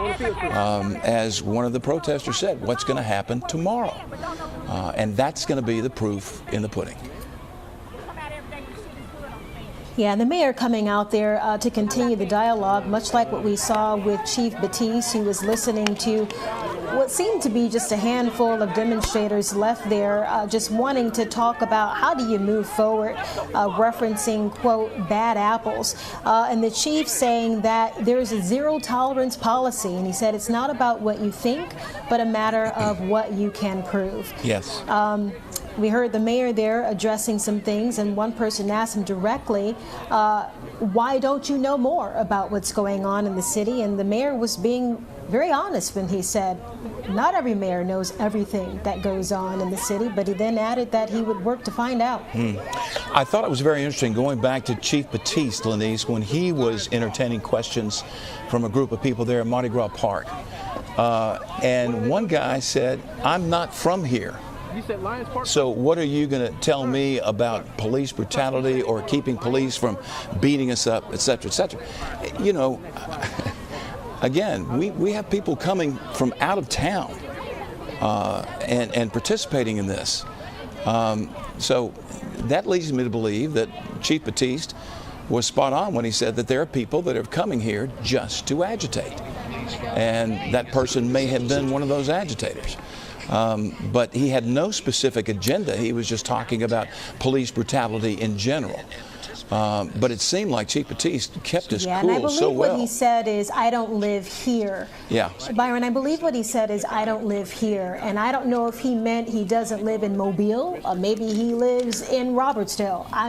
Who knows? I don't know. I don't know that he came in from another city. But the chief, with that impromptu town hall, is what I'm describing it as, taking several questions. And it was really a very calm dialogue and the type of conversations that you're going to need to have moving forward to bring about the type of change that people are demanding for, and it's going to take some time. Well, and that's, you know, I can remember my grandmother talking about, you know, when I'd get impatient about things, she'd say, it just takes tincture of time. Tincture of time. And I believe the city of Mobile has to have time to ratchet this rhetoric down, ratchet what happened today down, you know, and then come together in those small groups and calmly, quietly address these issues. Let everybody listen first. You know, the good Lord gave everybody 2 ears and 1 mouth, so, you know, so hopefully everybody will listen first. I think that's going to be the key. And just looking now at the live picture there, you can see a much smaller number of people from what we saw just, you know, 2 hours or so ago. It started there in Mardi Gras Park, all to speak up, to be heard about people dying while in police custody. George Floyd is what sparked this, and then also the story of Breonna Taylor was brought in, an EMT who was shot and killed as police were serving a drug warrant. She was at her home in her bed. And then also Ahmaud Arbery, where we know 2 arrests have been made in that case, who was shot while jogging. Yeah. As we move now to a different scene, the crowd's breaking up. We had the tear gas dispersed once there with protesters on the on-ramp blocking traffic, and that was really the second time, I would say, that it got pretty intense, where police had to step in and say, hey, we got to calm it down. Yeah, we're taking a look at that again. And again, this woman just standing there as the canisters go off around her. You know, it was amazing to see this happen, all of it. But, you know, once they started blocking the interstate, that's when things got really, really dicey. And as we pointed out, Chief Batiste, others on the scene warned the people several times that you had to disperse, you're blocking the interstate. And then finally, they had to use tear gas to do so. But the people did disperse. But one question, that I have, and Lanice, you and I sit here night after night after night, you there in your home, me here in the studio, and because we're practicing social distancing during this time. But I hear the anger, I hear the hurt. But in the last 21 days, 7 black men have been killed in this city. Black on black crime. And one death of any person is one too many. But I'm just wondering where the anger is over that.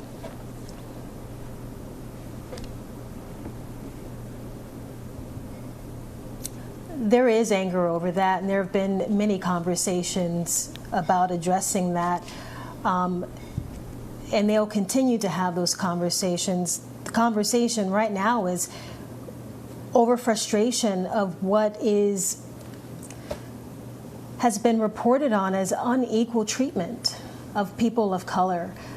And so staying with what we saw today, why we are on air right now were the protests to bring attention to change about the bad apples in police departments. And Chief Petit saying for his department, people will be treated with dignity and respect, and adding that if there is an allegation, that it will be investigated. Yes, and it will be dealt with. And he even said in that mini town hall meeting he had there in the park, he said he can't say what disciplined the officer that had that incident, making the arrest, slamming the guy to the ground. It was on our air, and he said, I can't say what the discipline was, but I can guarantee you there was discipline. So, again, there are bad apples in every profession, but it is key, especially in law enforcement, that you try to find those and root them out as quickly as possible, so that they can protect and serve the entire community. Well, certainly encouraging to see not just the chief of police, but also the mayor and the public safety director coming out directly in the middle of the scene to talk directly, to hear concerns. We still see, as we're looking here at live video here, there are still people out in Mardi Gras Park, some holding signs, some just standing there. But the point of having city leaders come out and ask directly, how can we help?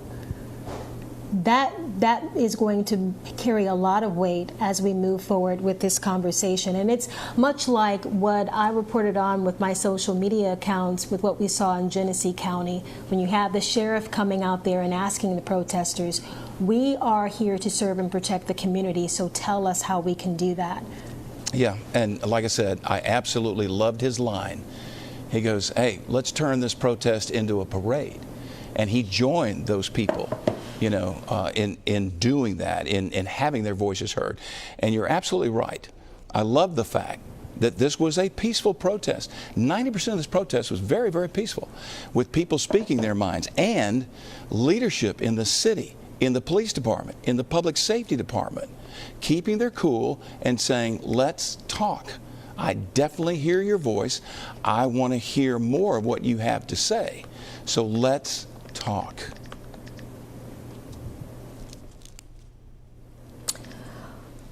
Well, we are just kind of staying with the situation here for you. If you are just tuning in to our Facebook page or our social media platforms, it has been quite the afternoon. At about 2:45, we started with a demonstration in Mardi Gras Park there to talk about what many people feel is police brutality against the black community. And so they came out to hold signs. They were chanting, how many more? They were chanting Black Lives Matter. They also said, no justice, no peace. That then moved throughout the streets of downtown Mobile. And in anticipation, but also in solidarity, you had a number of business owners I know of personally shut down for the day as a sign of support of this movement. And as it worked its way through the streets, it then got a little testy, as arguments do, when passion and anger and so much hurt is built up over the years. And that is a direct quote from the mayor of Minneapolis when he said, you know, you have to consider that what we're seeing, all the emotion-ridden conflict over the last days here is much built-up anger and sadness. Anger, he said, as a quote, ingrained in the black community, not just because of the 8 minutes that you saw there of that video, but 400 years. Yeah. So, yes, it got intense on the on-ramp with people blocking traffic, and then that's when you saw the tear gas. Go ahead, Byron. No, I was going to say, what struck me was the diversity of the people participating in the march today. You had brown, you had black, you had white, you had Asian, and one voice, to be honest. And like I said, you know, it was 90% of this march today was peaceful. Things turned when the crowd left Mardi Gras Park and went to Cathedral Square, and I think everybody thought that they were just going to, you know, rest and get ready for the silent vigil that was going to happen. And then suddenly, some in the crowd started surging across Dauphin Street and down Jackson towards St. Louis Street, and even the chief tried to stop them. The picture of him standing in the middle of Dauphin Street trying to get people to go back is one I'll never forget.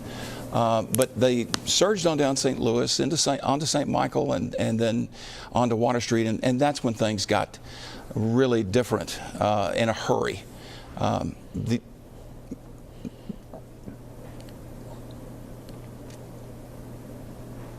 Yeah, it has been just a show of national anger and sorrow. That the tipping point this time was George Floyd. We're going to wrap it up now, our coverage here. We certainly appreciate you for joining us and looking in as we did our best to cover this moment here in Mobile. We'll continue to keep this picture up, and we'll certainly be back for the newscast starting at 9.